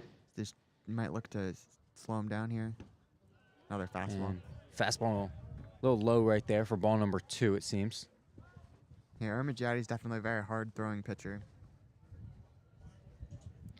Yeah, he's just needs to locate that fastball, and he's been doing pretty well with it today, getting some of those calls on the outside zone. As here comes the 2-2 pitch, and that'll be way away for ball number 3, but nice job from Andrew Noon to be able to block it. Was able to keep Colin Brown from trying to advance there. So now a full count for Belargian. And here comes the payoff pitch. Swung on, missed, and Brown was going towards second, and he is going to get the stolen base, but a swinging strikeout on Belargian. I think they called interference on the batter as well. Wow. So Well, the runner will be caught stealing. Interesting. Lehigh will take it. Inning-ending strikeout, throw him out, double play. Interference on Belargian, the batter, for interfering with Andrew Noon's throw to second, and Lehigh will get out of the inning with giving up just one hit, one man left on base, no runs, no errors. And we will move to the bottom of the sixth. Lehigh still trying to come back from this 3-run deficit, 5-2.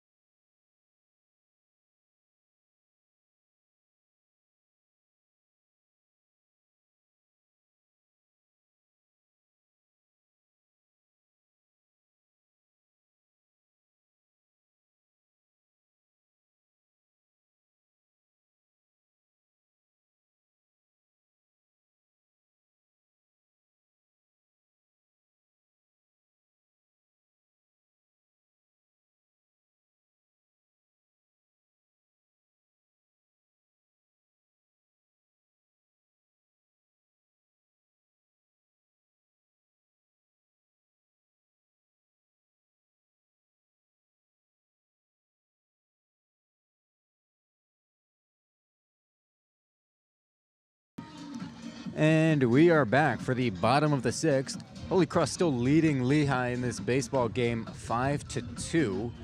Lehigh is going to be leading off this inning with their first baseman, number 19, Justin Butler. Definitely looking to get a comeback going here. Denny Macchiarola coming back on the mound for his sixth inning for Holy Cross. He has been dominant today. Outside of the 2 runs he gave up back in the 4th inning. He has 9 strikeouts so far as his first pitch to Butler is down in the dirt for ball number 1. 9 strikeouts so far this game. He struck out 2 batters in every single inning except for the 2nd inning. Struck out just 1. As here comes the 1-0 pitch that's fouled off towards the right side. Justin Butler sending that a long way, but foul, unfortunately. See if he can pull that fair here. Now on a 1-1 count. Here comes the pitch from Macchiarola. Swung on and missed. I think he was able to fool him there with the breaking ball down out of the zone. Butler definitely has a lot of power, and you can tell by the way the outfielders are playing. They are way back. And here comes the 1-2 from Macchiarola. Swung on, and that is grounded to short.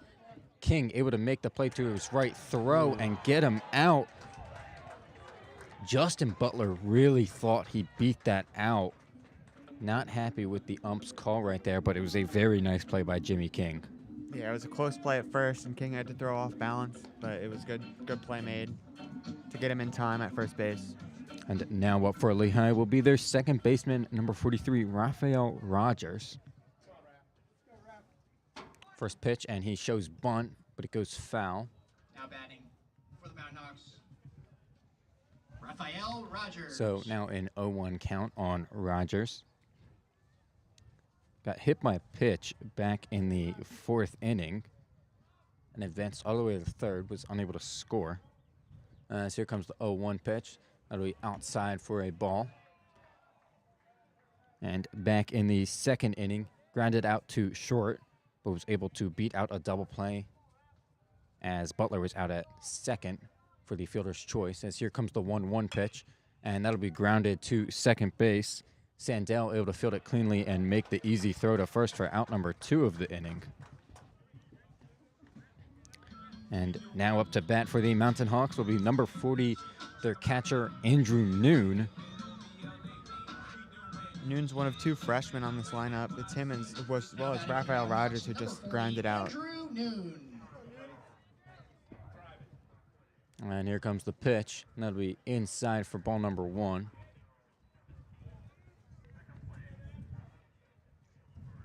Noon did have the RBI single back in the 4th inning to score Lehigh's first run of the day. And here comes the 1-0 pitch, and that'll be up high for ball number 2. Now with a 2-0 count. He's got a hitter count here. Here comes the pitch from Macchiarola, and that'll be in there for a called strike. So now a 2-1 count. Here comes the pitch. That'll be outside for ball number 3. Now a 3-1 count for Andrew Noon. Definitely just looking to get on base here. Try and spark a 2-out rally for the guys behind him. We'll see if he gets a pitch to hit from Macchiarola, as here comes the 3-1. Swung on, that's grounded left, foul. So now a 3-2 count for Noon. 2 outs, nobody on. Macchiarola definitely trying to continue his dominant outing. Full count, here comes the payoff pitch.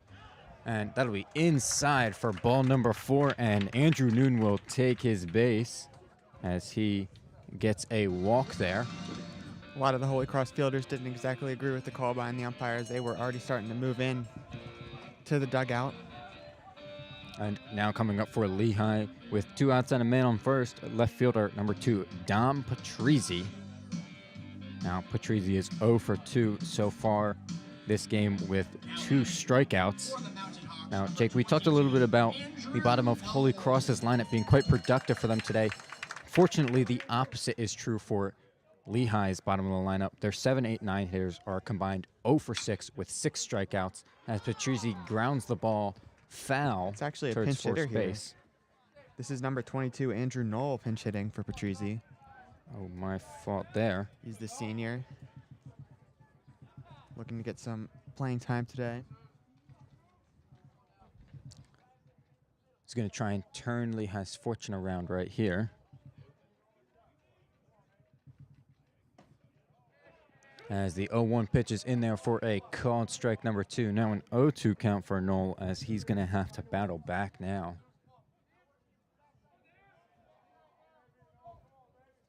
And here comes the pitch from Macchiarola, and that'll be in there for a called strike 3. Strikeout looking on 3 straight pitches right there to end the inning, and Lehigh not able to get anything there. No hits, no runs, no errors, 1 man left on base. And we'll go into the top of the 7th. Same score for the past few innings, still 5-2 Holy Cross leading. And before we get to the 7th inning, we'd like to talk here now a little bit about Tyler Thompson. He is the mechanical engineering major now graduating, the right-handed pitcher from Enola, Pennsylvania. He doesn't pitch very often, but when he does, he seems to pitch to get the team out of a pinch. He comes in for a couple of outs just to finish out the innings for the Mountain Hawks. He's pitched in 17.2 innings this season, and last season, in his junior year, he appeared in 8 games with Brown and White with a 1-0 record and 10.5 innings pitched. His first outing was the longest, where he threw 5 scoreless innings in a row, and then with only just giving up 2 hits. He made 14 appearances in his sophomore season in relief with a 1-2 record, and as well as a save in 29.1 innings. And his first win of the career in his sophomore year. In his first season, he played a very limited amount of action, but he had 5 relief appearances and was also named to the Patriot League Academic Honor Roll. Yeah, I'm not sure if we'll see an appearance of him in today's game, but he's been a nice piece for Lehigh over the past few years that he's been here.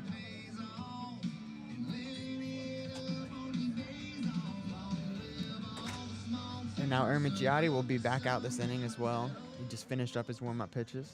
And leading it off for Holy Cross will be their right fielder, number 18, Jack Toomey, who is 2 for 3 already this game with a run back in the 3rd inning. He's got 2 singles in the 1st and the 3rd. Here comes the pitch from Ermigiotti. And that'll be inside for ball number 1.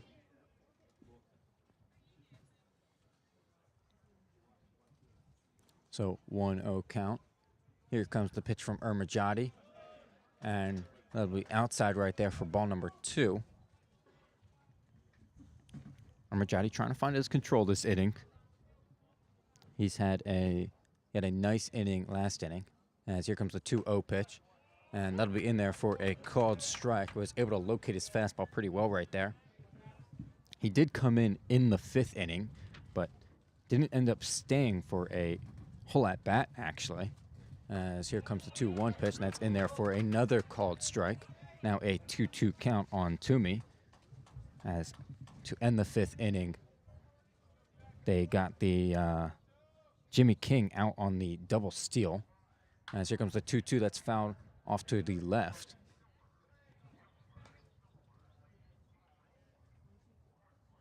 So still a 2-2 count for Jack Toomey.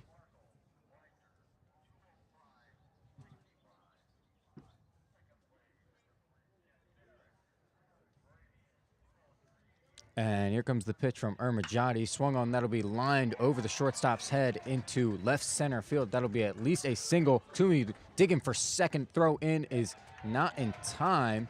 And Toomey will get a double right there. Very, very aggressive decision by Toomey to look for a double on that hit. It was very close play at second, but unable to get the ball in was the second baseman. And up next for Holy Cross, runner on second now, no outs, will be their second baseman, number 9, Alex Sandell. Sandell also 2 for 3 this game. Hit a single back in the 1st inning, and then he had a single and a run back in the 3rd. Here comes the pitch from Armajati, and breaking ball in there for a called strike, number 1. Armajati's got to be a little careful here, pitching around the runner at second. Lehigh definitely doesn't want to give up any more runs than they already have, being down 3 already. I mean, having a runner at second with no outs is definitely a scenario where you're expected to score a run. As the 0-1 pitch is down there in the dirt for ball number 1. Noon able to block it cleanly, though.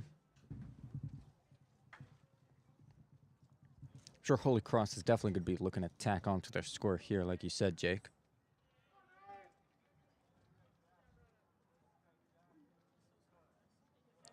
One count. Here comes the pitch from Armajati. Swung on, fouled off towards the right side.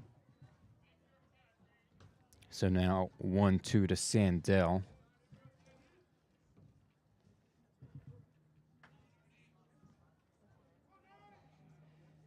Sandell is the cleanup hitter for Holy Cross, so I'm sure this is the kind of situation that they want him up to bat for. He's got 17 RBIs for them on the season. Here comes the 1-2 pitch, and they'll be down low for a ball. Now a 2-2 count for Sandell.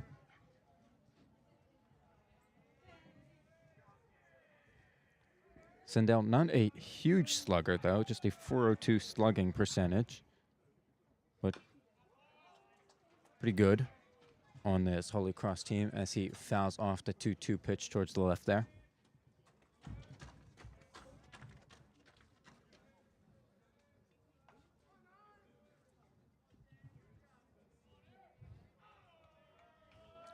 Two count. Armajati looking for his out pitch. Here comes the pitch, and that'll be away for ball number 3. So that loads the count now.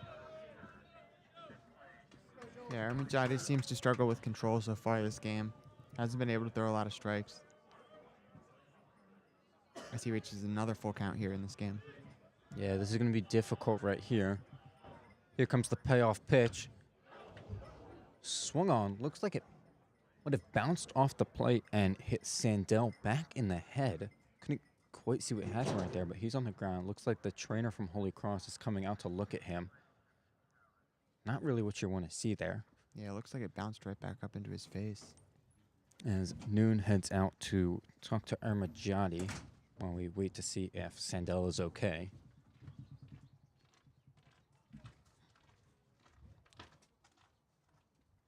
Seemed like he was trying to protect on that pitch right there with 2 strikes in the count.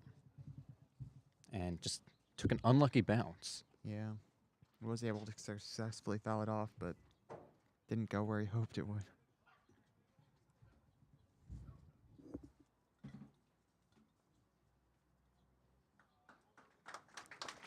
And it looks like Sandell is going to walk off the field under his own power. I assume they'll be substituting in a player to continue the at-bat for him.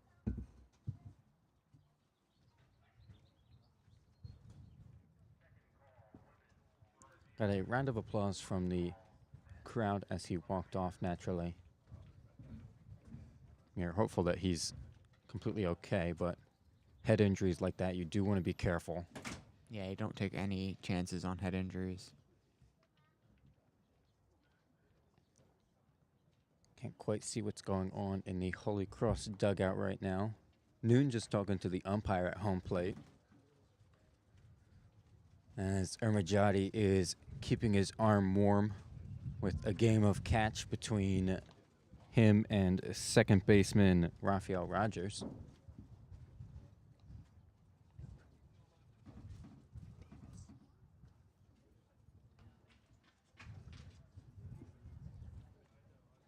And just a note, Riley Davis has come in to replace pinch hitter Andrew Knoll in left field.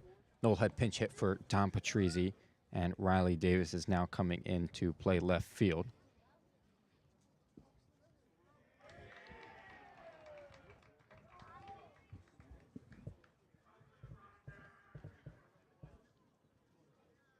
Looks like he's coming back out to finish the at-bat. Looks like they might have done a concussion test of some sort in the dugout. Seems like he is okay, which is excellent news. And he's going to see what he can do here in the rest of his at-bat. And it is a full count here still.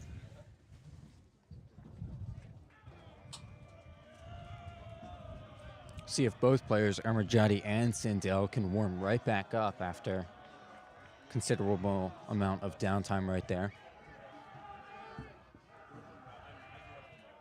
Full count. Here comes the payoff pitch from Ermajati. Swung on and missed. Ermajati able to get the strikeout swing in right there. That's exactly what he wants. And now coming up to bat for Holy Cross will be their designated hitter, Now batting for the Crusaders, number 4, Braden Connors. And here comes the pitch from Ermajati. That'll be an off-speed pitch in there for a called strike number 1.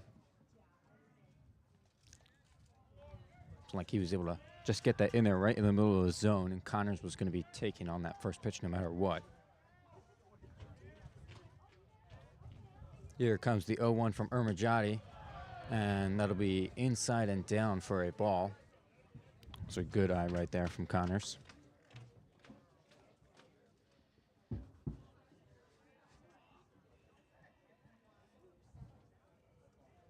1-1 count. Here comes the pitch. And inside once again. 2-1 count now for Connors.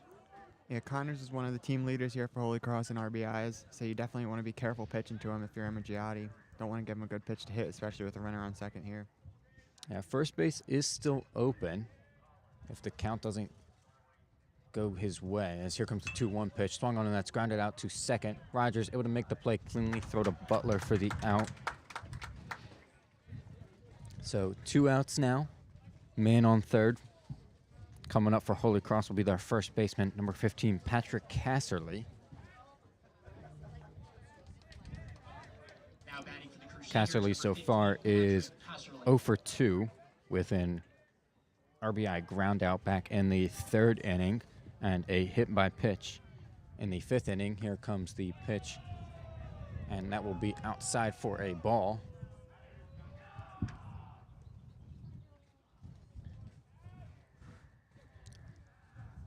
A 1-0 count now for Casserly. As here comes the pitch from Ermajati, and that'll be in there for a called strike. Was able to get the top of the zone right there. Yeah, it seems like Ermajati's starting to settle in a little bit, starting to find the strike zone a little bit more than he was at the beginning of this inning. 1-1 count now for Casserly. Here comes the pitch. Swung on, lined foul down the right field line. just barely late on that ball. Not able to pull it fair. Now a 1-2 count. Able to make some pretty good contact there, pretty hard contact. And here comes the 1-2 from Ermajati. Swung on and missed. And dropped third strike, but Noon throws to first to get the out and finish the inning right there. So 2 strikeouts in the inning for Giulio Ermajati, 3 overall in his appearance so far today. 1 hit, no runs, no errors, 1 man left on base. And we will go to the bottom of the 7th, with Holy Cross still leading Lehigh 5-2.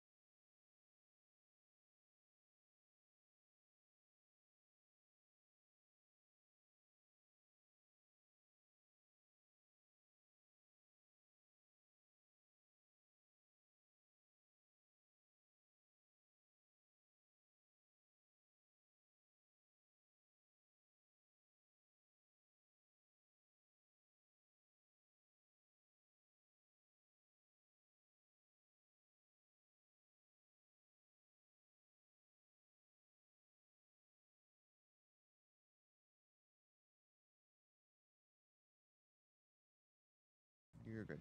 And we are back for the bottom of the 7th, still 5-2, with Holy Cross leading Lehigh baseball today. Leading off the inning for Lehigh will be their third baseman, number 13, Sam Holtz. And a new pitcher on the mound for Holy Cross will be number 23, right-handed pitcher Jake Needham, as his first pitch is a ball away. Yeah, Needham has only thrown 4 innings so far this season for the Crusaders, but he has yet to give up a run in any of those innings. 1-0 pitch is swung on and missed by Holtz, now in 1-1 count. He's recorded 4 strikeouts along the way as well, so he's definitely a pitcher that they have a decent amount of confidence in.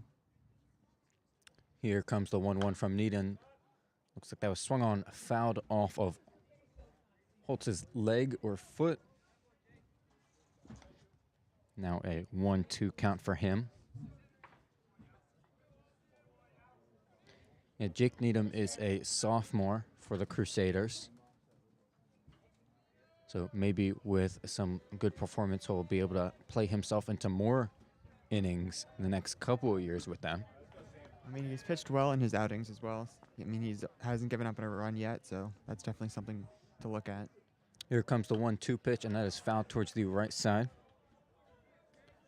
Only 2 hits as well in those 4 innings. Yeah, so it might be tough for Lehigh to crack them here, which they definitely will need to, as here comes the 1-2 pitch. And that'll be in there for a ball. Now a 2-2 count. Couldn't quite get Holtz to chase the breaking ball there. Here comes the pitch. Swung on, that is lined down the left field line, and it looks like it will be foul. Just barely foul. Yeah, unfortunate right there for Holtz as he hit that ball pretty hard. Might have been a double if it stayed fair. Definitely an opportunity for one. So still a 2-2 count on Holtz. Needham looking for his first out of the game. Here comes his pitch. Swung on, lined foul down the left field line again. Lehigh Mountain Hawks are still looking for their first extra base hit of this game as well. All 5 hits have been singles. Yeah, they've sort of just been poking the ball around. Nothing too big. Here comes the 2-2 pitch, swung on and flied foul again. That one went way far. Yeah, he crushed that one. Just need to pull that one fair, and that would be great. Seems to be seeing Needham pretty well. He's been able to foul off the pitches he needs to, whether he's ahead of them or a little behind them. Just going to have to look to put one fair.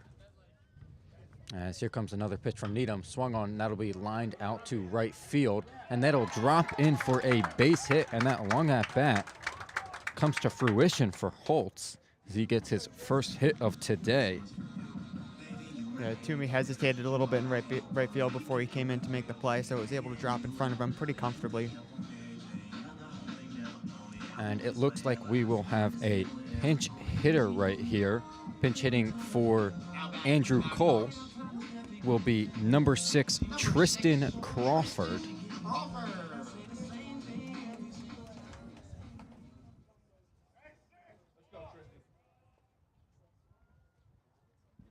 And here comes the pitch from Needham.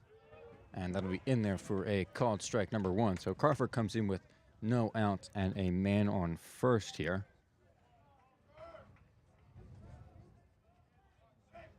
Here comes the 0-1 pitch, and that'll also drop in there for a called strike. Needham able to hit his spots with his breaking balls. Crawford hasn't gotten a lot of at-bats here from the Mountain Hawks, just 30 so far this season. He's hit 200 in those at-bats. Here comes the 0-2 pitch, swung on, grounded to third base, and Brendan Jones goes to second for 1 out. They throw to first, and it gets away. Catcher backing up, though. So, and that will be a fielder's choice then. Crawford isn't a particularly fast runner, so they almost were able to get the double play if it didn't go away from him, and there will be a pinch runner now here. That's Braden Hubbard, the freshman. Pinch running for the Mountain Hawks. And so Crawford not really able to do what they totally wanted as the pinch hitter, Now batting for the Mountain Hawks, but not too bad of an outcome. They flip the lineup over. Number 1, the center fielder, Jake Whitlinger, now up to bat, their leadoff hitter. First pitch to him is a called strike on a fastball in the zone. So they now have Braden Hubbard on first base with 1 out. And Needham throws over. Hubbard slides in safely. No real threat there of getting him. Yeah, Jake Whitlinger has hit 244 with runners on base so far this season, lower than his average in general. Here comes the 0-1 pitch. Hubbard going to second, throw down, and he is out. Colin Brown guns down Braden Hubbard, going for second for the second out of the inning. It's a nice quick throw from Colin Brown, able to get it on 1 bounce. Close play at second, but they did get him in time. Good defensive play by the Crusaders to get the 2 outs in this inning here. Now an 0-2 count to Whitlinger. And that pitch is outside for a ball. Yeah, it looked like a lot of folks in the crowd were not happy about that call at second. Might have looked like he could have slid one of his hands in there as here comes the 1-2 pitch. That'll be in there for a called strike 3 on Jake Whitlinger. He doesn't look happy with the call as he walks back slowly to the dugout. That will end the inning for Lehigh as they leave with 1 hit, no runs, no errors, no men left on base. And we will go into the top of the 8th. Lehigh still at a 3-run deficit, 5-2. And before we get to the 8th inning, we will be talking about today's starter for the Lehigh Mountain Hawks, Teddy Tolliver. He is a right-handed pitcher finance major out of Mason, Ohio. He, as we had said, has been pretty good so far this season. He has a 6.3 ERA in his starter, as well as recording the win against Iowa at the start of the season, which was a very big win, as we said, for the Mountain Hawks. Today, he pitched 4.2 innings, only 1 earned run despite giving up 5 runs because of that 1 error that ended up counting those 4 runs scored in the third inning, as unearned runs. He only gave up one double and hit one batter as well with one walk. Didn't strike out any batters though today. And Teddy Tolliver, last year as well, was a good pitcher for the Mountain Hawks. He earned a spot in the general rotation, making 12 appearances with 11 starts and 42 innings of work. Struck out 32 batters, and last season he had a significantly better ERA of 3.62. So the Lehigh Mountain Hawks are definitely going to be sad that Teddy Tolliver will no longer be in the starting rotation, and we will miss him. Yeah, I mean, they're going to look to fill that hole with some younger guys. They've already got some nice young pitchers on the team, like Cole Lehman, who made a really nice start in Game 1 of this series against Holy Cross. I believe he went 7.1 or 2 innings, giving up just 1 run to them. And coming up now to lead off the inning for Holy Cross will be their shortstop, number 2, Jimmy King, who had a big 2 RBI single back in the 3rd inning. He eventually came around to score himself as well. Julio Ermajati still in the game, and his first pitch is up high for ball number 1. And as for the defensive alignment for Lehigh, Braden Hubbard, who pinch ran in the bottom of the 7th, is now in right field in place of Andrew Cole. And the 1-0 pitch is in there for ball number 2.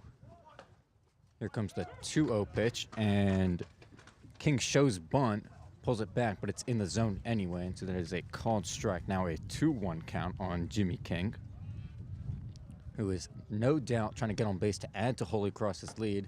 2-1 pitch is up high for ball number 3. Well, Jake, we talked a little bit about Ermajati struggling with his command last inning, and starts this inning out with a 3-ball count. Comes the 3-1 pitch. That'll be outside for ball number 4, and that'll be a walk for Jimmy King to start the inning. Yeah, Ermajati's pitch count starting to get worked up a bit here too. He's thrown 38 pitches in relief so far this game, as it actually starts to rain a little bit here. Batting for the Crusaders, number 8, Brendan Jones. So now a man on first, no outs for Holy Cross. Up next is their third baseman, number 8, Brendan Jones. Here comes the pitch to him. He bunts down the third base line. Holtz grabs it, throws to first. He's able to make the play at first, and Jimmy King actually went to second, made a turn, looked like he was thinking about going to third, ends up heading back to second. So a nicely executed bunt right there by Brendan Jones, but good defense by Lehigh to not make any mistakes there. So there is now a man on second, 1 out, and up to bat is center fielder number 22, Connor Cooney. Yes, here comes the pitch from Ermajati, and King is going, and the throw from Noon is into left field, and Jimmy King will come all the way home for Holy Cross's 6th run of the game, able to manufacture that run himself, trying to steal third right there, and a costly error from Andrew Noon throwing it in past the third baseman, Sam Holtz. Yeah, Noon's throw was way up there. Holtz had no chance to catch it.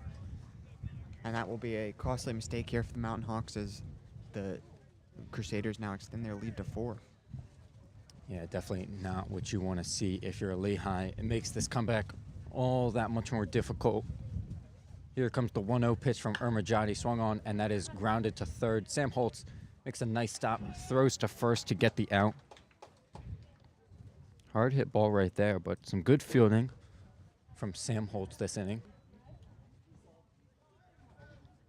And coming up next for Holy Cross is their leadoff hitter, catcher number 10, Colin Brown, who is 1 for 4 so far today with a single back in the 6th inning. Swings at the first pitch, flies it out to shallow center field. Whitlinger coming in, and Rafael Rogers going out. Neither of them able to make the catch. It looks like there's a little bit of a collision. I think right fielder Braden Hubbard ended up getting the ball on the bounce and throwing it in, but that will be a base hit for Colin Brown as he loops it into the outfield. Whitlinger looks a little bit shooken up on that play. Yeah, it looks like him and Rogers in a little bit of a collision out there. Hoping both are okay. Obviously, both are huge pieces to this team. He seems fine, limping back out to center field. Just a tough play for all parties involved there. It's kind of hit into no man's land. Yeah, that's exactly where you want to bloop it if you're going to hit a little blooper. And now up to bat for Holy Cross will be their left fielder, number 12, Chris Belargian, with a man on first and 2 outs. He's 0 for 4 so far today with a strikeout. He's trying to get his first hit here, I'm sure. I mentioned earlier this inning that Ermigiati's pitch count's starting to go up. He's actually used to being the long man for Lehigh. He generally throws around 2 to 3 innings for the Mountain Hawks in relief. As his first pitch to Belargian is outside for a ball. And they're definitely going to need a couple innings out of Ermigiati here after Tolliver wasn't able to get too deep into this game, at least as deep as Macchiarola was. Yeah, plus I think when you have a starter who isn't able to get too deep and you don't have the lead, you definitely look to these long men to get you several innings of work so as not to blow out some of the other pieces in your bullpen. Yeah, definitely, especially with the game tomorrow as well that you need to consider. You don't want to waste too many bullpen arms and not have them ready to go tomorrow.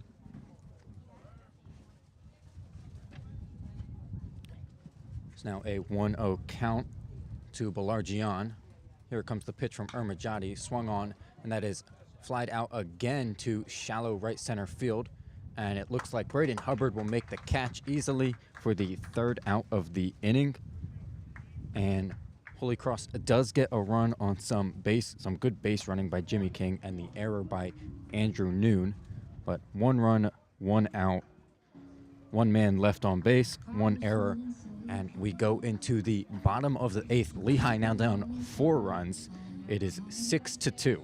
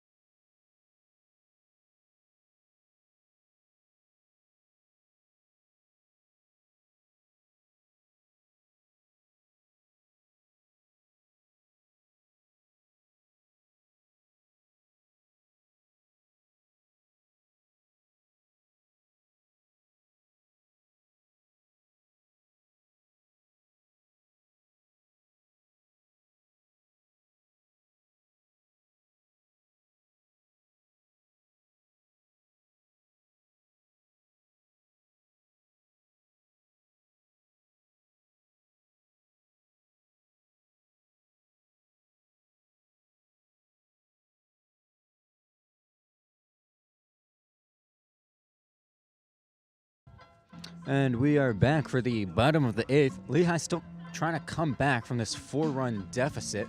It is now 6-2 after Holy Cross added to their lead in the top of this inning. Leading off will be number 10 shortstop Tyler Young for Lehigh. Jake Needham is back on the mound for Holy Cross as his first pitch comes in there for a called strike. I think Lehigh desperately needs to get some men on base and get some runs across if they want to make this comeback happen. As the 0-1 pitch gets away from the catcher, and that'll be a ball. So a 1-1 count to Tyler Young, who's 0 for 3 so far today with a strikeout. Here comes the 1-1 pitch. And misses the spot, so that'll be ball number 2. I mean, when you have your standout players like Tyler Young and Jake Whitlinger struggling at the plate, it's definitely going to be representative of the score as well, seeing that Lehigh is behind in this game. And the 2-1 pitch is inside for ball number 3. Plus, they just really haven't been able to string together their hits. They had the one inning in the 4th where they scored 2 runs, but other than that, they have not seen more than 4 batters in an inning.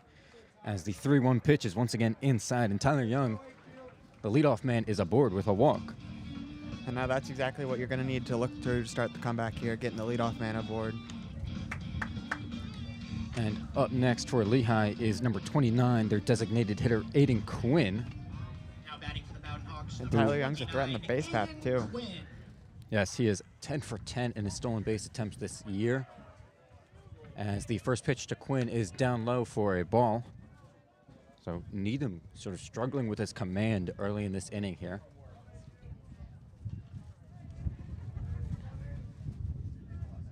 1-0 count. Here comes the pitch. And Quinn showed bunt, but he pulls back, and it'll be in there for a called strike anyway. So now a 1-1 count for Quinn.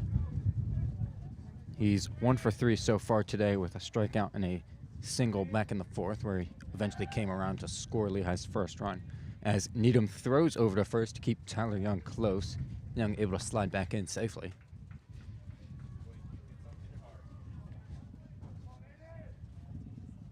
One count. Here comes the pitch. And that'll be down low for ball number 2. Looked like Needham was trying to get his breaking ball in the strike zone there, but just couldn't quite get the call. Here comes the 2-1 pitch. And Quinn held up, but it's going to be a called strike anyway. So now a 2-2 count. Quinn's going to have to protect here.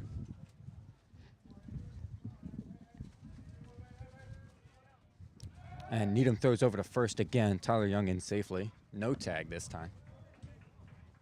Just trying to keep him close, I'm sure. I don't know how some of these players are wearing short sleeves out there today. It's definitely cold. I am shivering, Jake. I am As here too. comes the 2-2 pitch. Swung on, and that is lined out to left center field. And Cooney not able to get to it in time, and it looks like that'll be a double for Aiden Quinn. Tyler Young coming all the way home from first, and Lehigh will get their third run of this game. They cut this lead to 3. It is now 6-3, a huge RBI double right there for Aiden Quinn. He comes through right when Lehigh needs him to.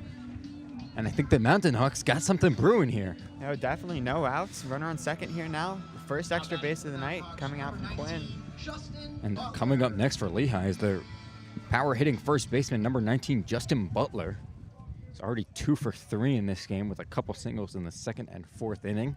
Scored a run in the fourth inning. As here comes the pitch from Needham. Breaking ball in the zone, called strike number 1. Yeah, Butler's always a threat when he comes up to the plate, and Needham's going to have to be careful pitching to him here today. Here comes the 0-1 pitch from Needham. That'll be down low for a ball. Now a 1-1 count on Butler.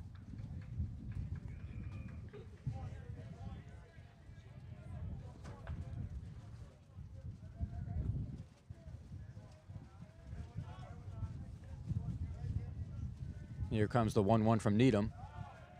Down low once again, ball number 2 now. Yeah, Needham's definitely struggling to find the strike zone here in this inning. Yeah, I mean, part of that shows up in the walk you go to Tyler Young and all these balls, but also when you don't have your control, your strikes aren't as sharp. Here comes the 2-1 pitch, and that will get the outside edge for strike number 2. It's now a 2-2 count on Justin Butler. We'll see if he can take a pitch deep like Aiden Quinn did. Here comes the 2-2 from Needham, and swung on, fouled off his own leg, it looked like. So he stays alive. Butler protecting with 2 strikes now. Lehigh dugout starting to get into this one here now, as we have an opportunity for a comeback. Here comes the 2-2 from Needham. Swung on, deep fly ball. Center field, Cooney going back. He's going to make the catch at the warning track. But Aiden Quinn will tag up to third base easily. So just missed a home run right there for Justin Butler. A huge deep fly ball. Now, though, man on third, 1 out for second baseman, number 43, Rafael Rogers. Still a great opportunity for Lehigh to score at least 1 more run here this inning. Rafael Rogers. Definitely looking to Rogers here to be able to knock this runner in. Continue to cut into the lead. First pitch to Rogers is in there for a called strike. Rogers does not have a hit yet today. He's 0 for 2, but he does have a hit by pitch back in the 4th inning. Here comes the 0-1 pitch. That'll be inside for a ball.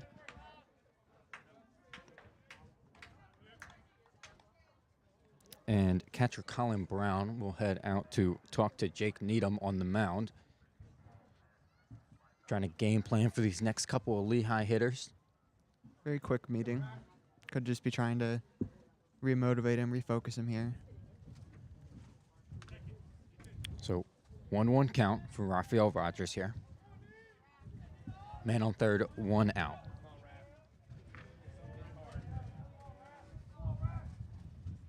Here comes the pitch from Needham. And that'll be just low for ball number 2. A good eye right there from Rogers to let that one go. That was certainly close.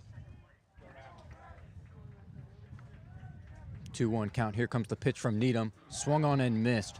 Rogers taking a big hack right there, unable to make contact. Now the count is at 2-2.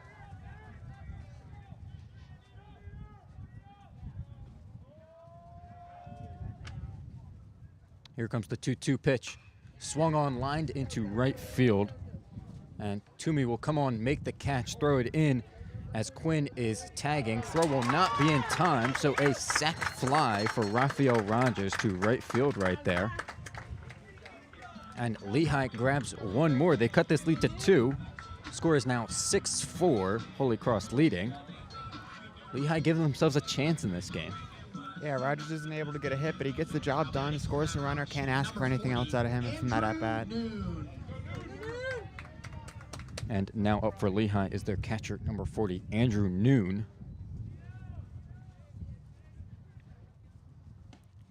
First pitch to him is a called strike. Noon got on base in 2 out of his 3 plate appearances today with an RBI single back in the 4th inning, plus a walk in the 6th. Here comes the 0-1 pitch from Needham. Swung on, grounded foul towards the left side. It's now an 0-2 count here to Noon. 0-2 count, 2 outs, no men on base.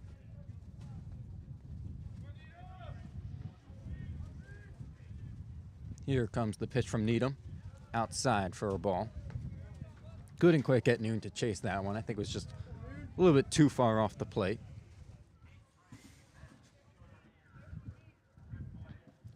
1-2 count. Here comes the pitch from Needham. Outside once again for ball number 2. That one was in the other batter box.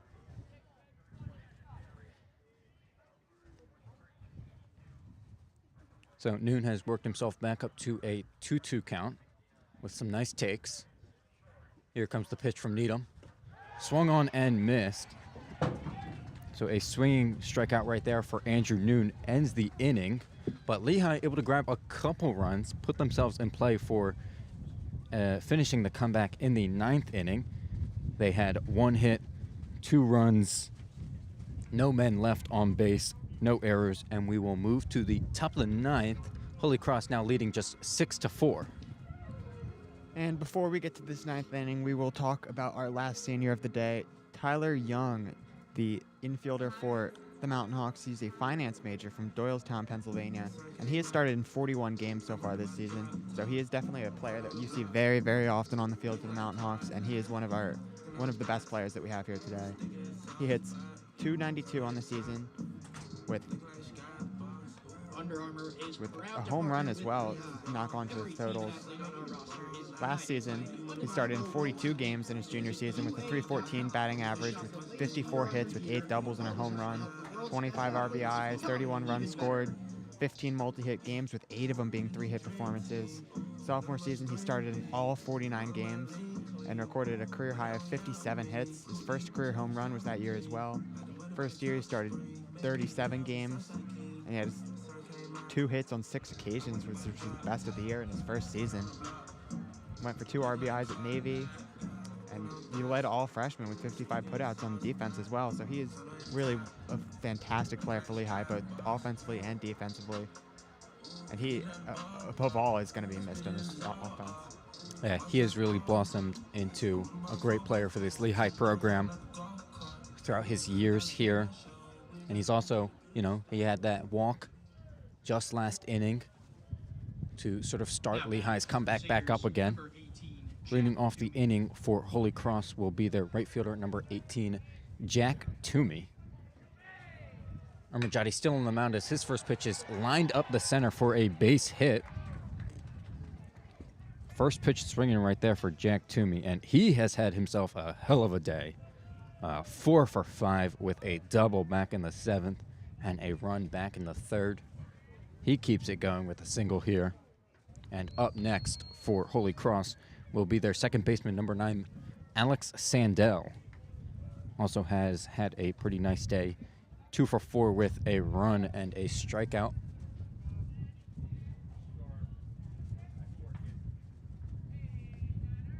Here comes the pitch from Armajati.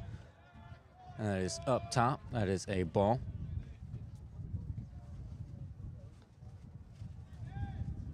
It's now a 1-0 count. No outs and a man on first for Sandell. Here comes the pitch from Armajati. Swung on, and that is a high fly ball into right center field. Whitlinger coming onto it. He's able to make the catch, and Toomey is tagging up from first. He's able to get there into second safely because it was so deep. Almost a collision between Whitlinger and Hubbard out there in right center field, but luckily avoided disaster. So now 1 out and a man on second for Holy Cross, and coming up to bat is their designated hitter, and it looks like there is a pinch hitter here. Instead of Braden Connors will be number 19, John LaFleur, who is a freshman. Big spot here for him to extend Holy Cross's lead, as they do have a man in scoring position.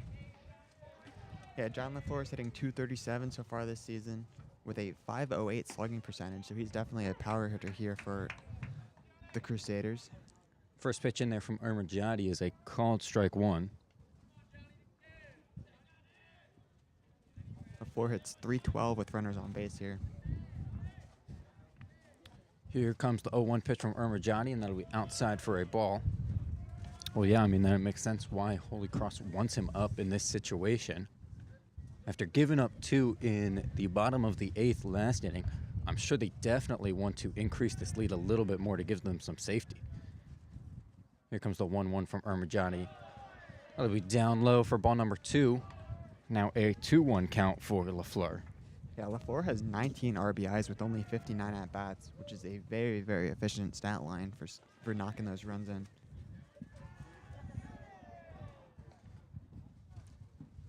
2-1 count. Here comes the pitch from Armajati. Swung on, grounded foul up the first base line. Hard hit ball right there. But now a 2-2 count on LaFleur.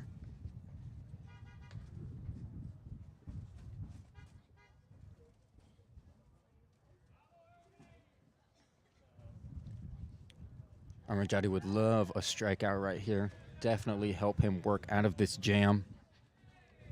Yeah, you don't want to see any more runs tallied on in this inning if Lehigh wants their comeback to be plausible. And 2-2 pitches lined up the center. That'll be a base hit, be an RBI base hit, as Toomey comes around from second to score right there. I mean, that's why they bring LaFleur in, and he extends Holy Cross's lead to 3 once again. It is now 7-4. Yeah, LaFleur, nice piece of hitting there to hit the ball straight back into the outfield. And now up for the Crusaders is their first baseman, number 15, Patrick Casserly. And it looks like there might be a pitching change for Lehigh as the coach comes out to the mound. And at the same time, home plate umpire Richard Katz giving a warning to the Holy Cross dugout. Sounded like he said it was their 6th warning. They have been saying quite a lot this game, and now he's having a word with Holy Cross's third base coach as Armajati comes out of the game to applause from the crowd. Armajati, all in all, was quite good this outing for what he was asked to do. Coming into the 5th, able to get out of it catching the guy stealing.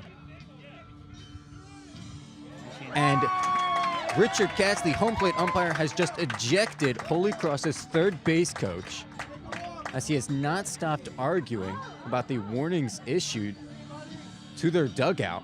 He's still going now. He has not left the field. And now another one of Holy Cross's coaches, as well as John LaFleur, kind of pulling the coach back, trying to get him off the field.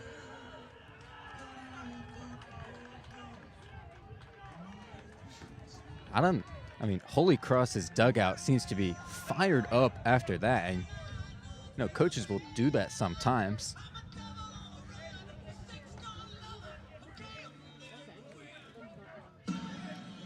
They ended up changing one of the unearned run to an earned run on Ermagiotti. So he will have 2 earned runs on his stat line. Interesting. Coming into pitch in relief of Ermagiotti is the senior we talked about, Tyler Thompson.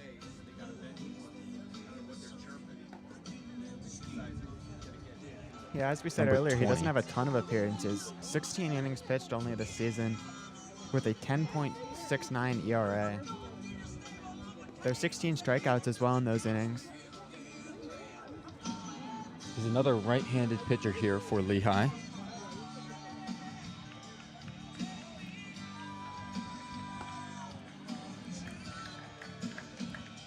Holy Cross dugout now, clapping it up, it seems.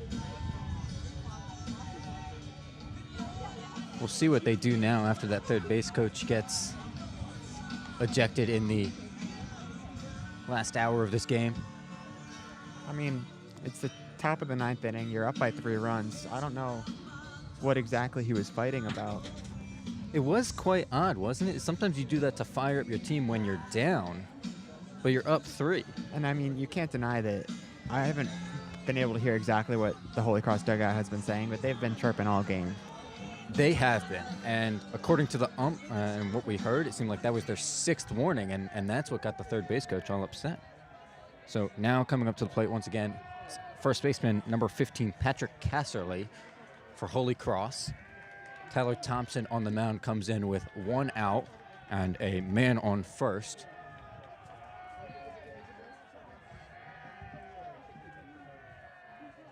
And here comes the pitch. They'll be in there for a called strike 1. Not quickly silences the Holy Cross dugout. Yeah, they seem louder than ever before that first pitch.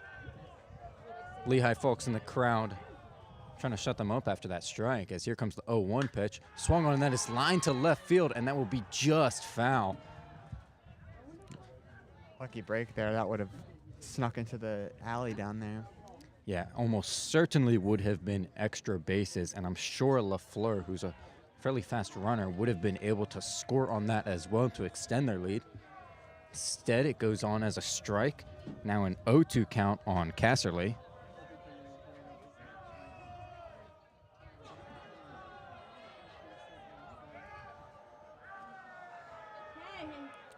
Here comes the 0-2 pitch from Tyler Thompson in the dirt for a ball.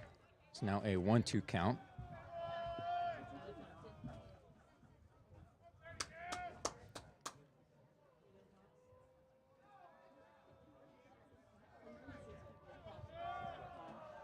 One-two count. Tyler Thompson looking for an out pitch. Here it comes. And that'll be a called strike 3. In the outer corner of the plate. Yeah, it was a good pitch there up in the top of the zone. Completely froze up the hitter. No chance. Think that'll shut up the Holy Cross dugout? It seems to have worked for now. So now 2 outs. Still with a man on first. Coming up for Holy Cross will be their shortstop, number 2, Jimmy King. As the first pitch to him is a called strike at the top of the zone. Good work so far here by Thompson to get through this inning. Not sure what happened here. It looks like one of the Holy Cross coaches just called time and is going to talk to LaFleur at first and the hitter, Jimmy King. Don't see this very often. No, you really don't.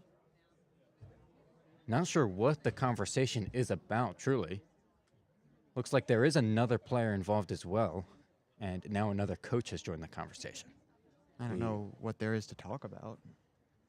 I mean, yeah, I don't quite know. Like we said, they're up 3. It's top of the 9th inning. Man on first, 2 outs. I mean, it was just a pretty standard start to the at-bat. It looks like home plate umpire Richard Katz going to break up the meeting here. Thinks it's gone on long enough.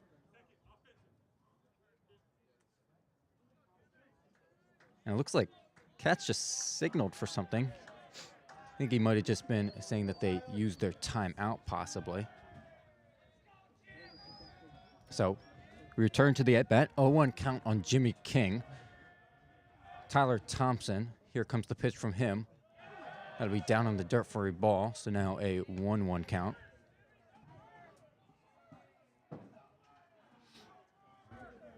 Don't know if they were trying to draw up a play there or something. Give him the scouting report, maybe.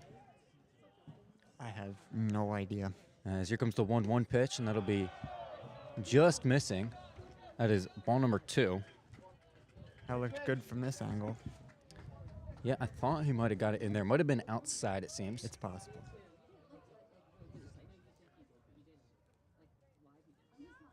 Here comes the 2-1 pitch from Tyler Thompson, and that is fouled back towards the right side.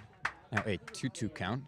Should be noted, I think the home plate umpire, Richard Katz, has been quite good this game. Haven't seen a lot of players or fans all too upset about his balls and strikes calls. I mean, it's because there hasn't been very many balls called at all this game, but all the pitchers have been attacking the zone. And 2-2 pitch is taken deep into center field. Whitlinger coming onto it from his right, and he's able to make the catch easily to end the inning. So 2 straight outs from Tyler Thompson. That ends the top of the 9th.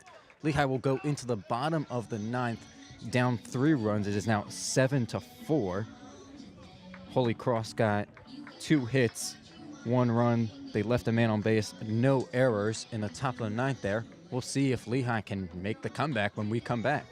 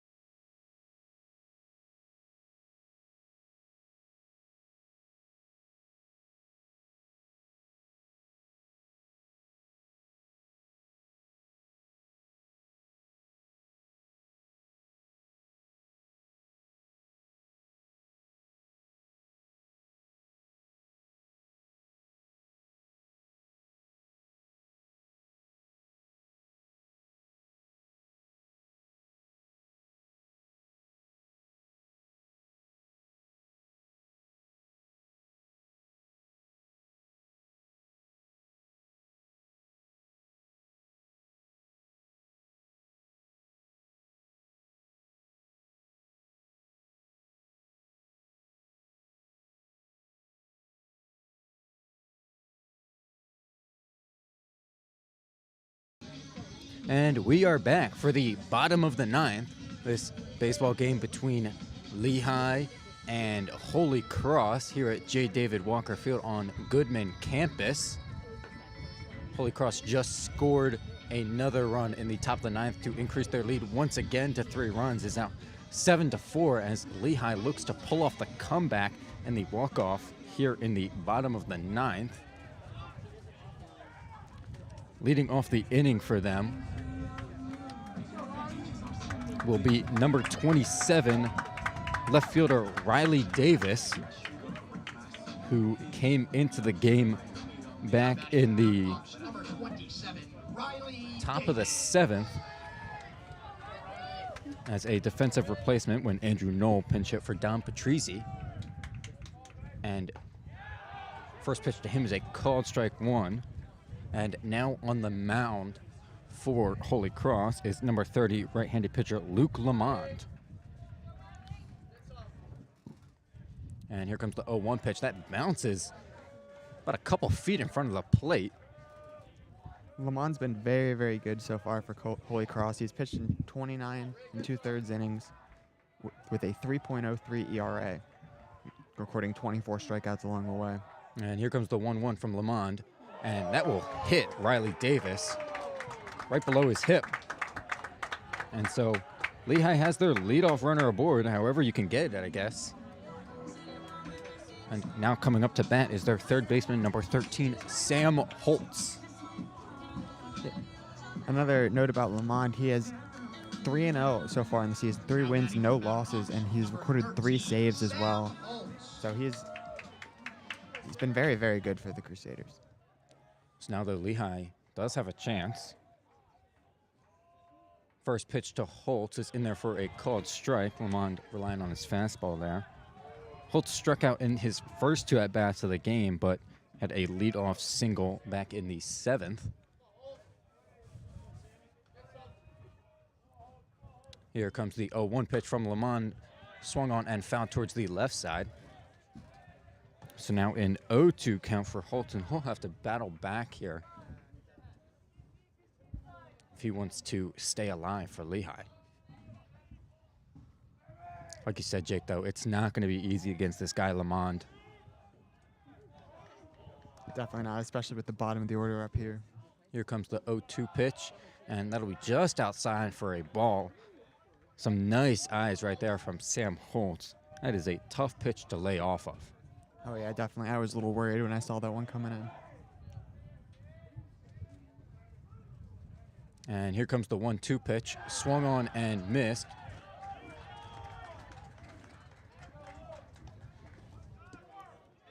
And they get Sam Holtz on the swinging strikeout right there. So now 1 out, man on first.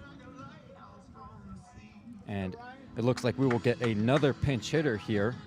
Pinch hitting for Braden Hubbard in the 9 spot will be number 3, Ryan Cochran. Number 3, Ryan Cochran.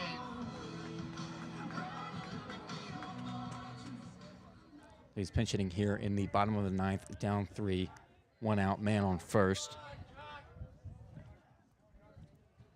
Comes the pitch from Lamond. Hits him. And the home plate umpire is saying that no, it did not hit him. Seems like it might have gone off the knob of his bat, I think, based on the sound we heard.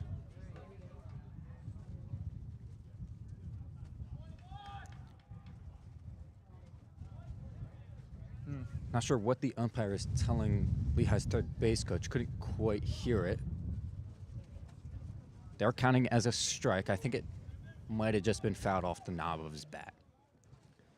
Cochran's a .282 hitter on the year with .294 with runners on base. And here comes the 0-1 pitch from Lamond, and that'll be down and in for a ball. I think part of that is because Cochran does like to stand on the inside of the batter's box and crowd the plate a bit there. As here comes the 1-1 from Lamond. Swung on, that is lined out to right field, and that will get over his head. Toomey not able to make the catch. That will be a double for Ryan Cochran. And Riley Davis heads to third base on that. So once again, Lehigh looks like they got something cooking here against Luke Lamond here in the bottom of the 9th. Now runners on second and third, just 1 out.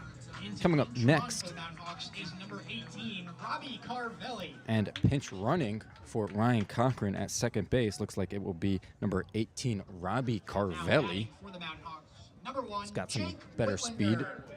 And up to bat now for Lehigh will be center fielder number 1, Jake Whitlinger. Who's again one of their best hitters. Had a single back in the 5th inning. There's no one else you want up to the plate as a tying run, as a potential tying run, other than Jake Whitlinger. Here comes the pitch from Lamond, and that'll be in there for a called strike. Yeah, Whitlinger is so good at working counts and getting on base. And really, that's all you want him to do here. You're not asking for the 3-run game-tying home run. You're asking for a base hit to the opposite field to score 2. So here comes the 0-1 pitch, and he flies that out to right field. Toomey coming in on it towards his left. He's able to make the catch near the foul line, but both runners tagging up, and that will be a sac fly for Jake Whitlinger to right field. So that now makes the score 7-5. Holy Cross will probably take it, though. They will trade the run for an out there as Riley Davis scored from third, and Robbie Carvelli tags up from second to third. Tyler Young. So now up for the Mountain Hawks is their shortstop, number 10, Tyler Young. 0 for 3 today with a walk just last inning. How great would this be if on senior day we had senior Tyler Young able to tie the game up? It really would be, right? As the first pitch to him is inside for ball number 1. Yeah, he is the tying run at the plate. 2 outs with a man on third.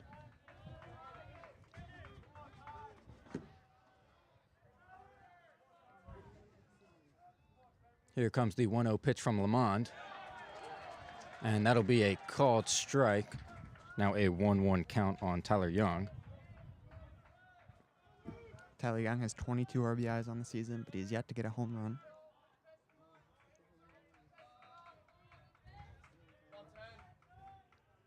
Here comes the 1-1 from Lamond.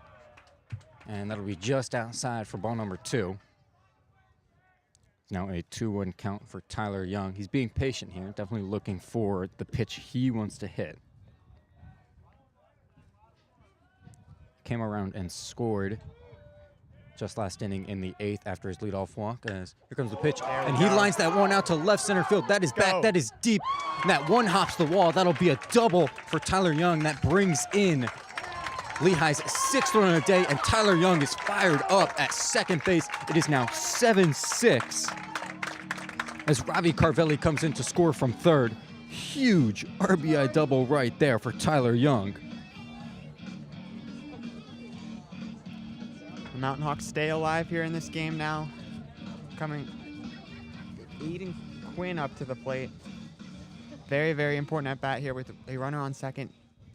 Yes, whole infield and the coach coming out to talk to pitcher Luke Lamond, who has struggled here in the bottom of the 9th. We talked about how good he is at saving games for the Crusaders, and yet Lehigh has been able to get to him. 2 doubles so far, the hit by pitch on the first batter and the sac fly by Whitlinger, and Lehigh's been able to chalk up 2 more runs. They had 2 in the 8th, now 2 in the 9th, and now they are just 1 run away from tying this game. That one tying run is on second base in the form of Tyler Young. Now Aiden Quinn up to the plate. He is hitting .213 with runners on base and 2 outs. Yeah, not exactly the best numbers, but he has been great today. He's 2 for 4 with a single and a run back in the 4th, and then an RBI double and eventually a run in the 8th just last inning. So we'll see if he can get another huge hit for Lehigh and drive in the game-tying run. Here comes the pitch from Lamond. That'll be outside for ball number 1. Now batting for the Mountain Hawks, number 29. And Tyler Young's fast on the base paths too. Yet to be caught when attempting steals so far this season. So he could definitely score from a single. Oh, for sure. I don't think he'll be stealing third for any reason, but any ball into the outfield and he's scoring. And the 1-0 pitch is in there for a called strike, so it's now a 1-1 count on Aiden Quinn. I mean, the third baseman is playing pretty far away from third base, so it's possible they catch him off guard, but I doubt they'd go for it. 1-1 count. Here comes the pitch from Lamond. Swung on, grounded to first base, and it looks like that will go foul, just barely. Lucky break there. That would have been the 3rd out in this bottom of the 9th inning. Yeah. Now a 1-2 count for Aiden Quinn. Lehigh down to their last strike. Tying run on second. Go-ahead run at the plate right now. 2 outs.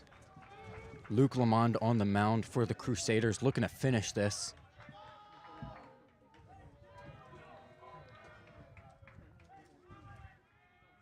And here comes the pitch. That'll be inside for ball 2. So now a 2-2 count on Aiden Quinn.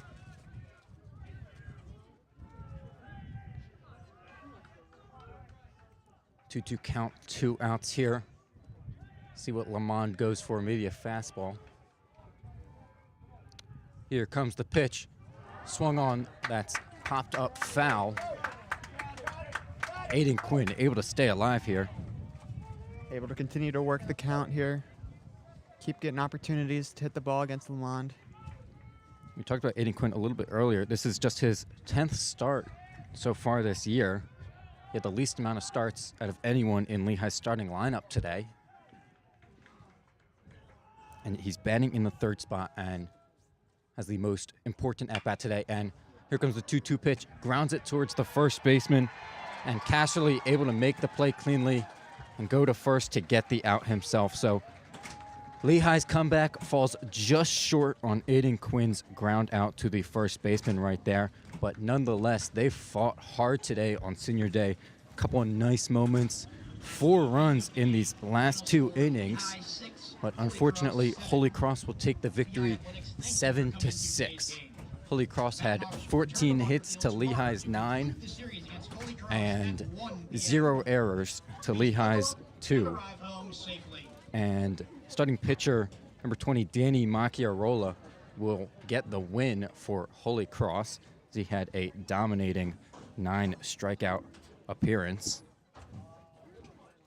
Now, if you are interested in the Lehigh Sports Broadcasting Club, you can find us on our socials on YouTube at Lehigh Student BC, on Instagram at Lehigh Student SBC, and on Twitter at Lehigh Student BC. We are done having our meetings for this year, but if you are still interested in the club for anything, any other broadcast we have this year or next year, you can contact either me, Zachary Porter, our president, Alec Eskin, our vice president, Nick DeLigtish, our VP of Athlete Relations, Jackson Cramp, or our VP of Recruiting, Milena Sheldon. And I am Zachary Porter with my partner, Jake Welch here from the Lehigh Sports Broadcasting Club. Everybody have a nice, fine day. We might be back tomorrow for the series finale against Holy Cross. Thank you.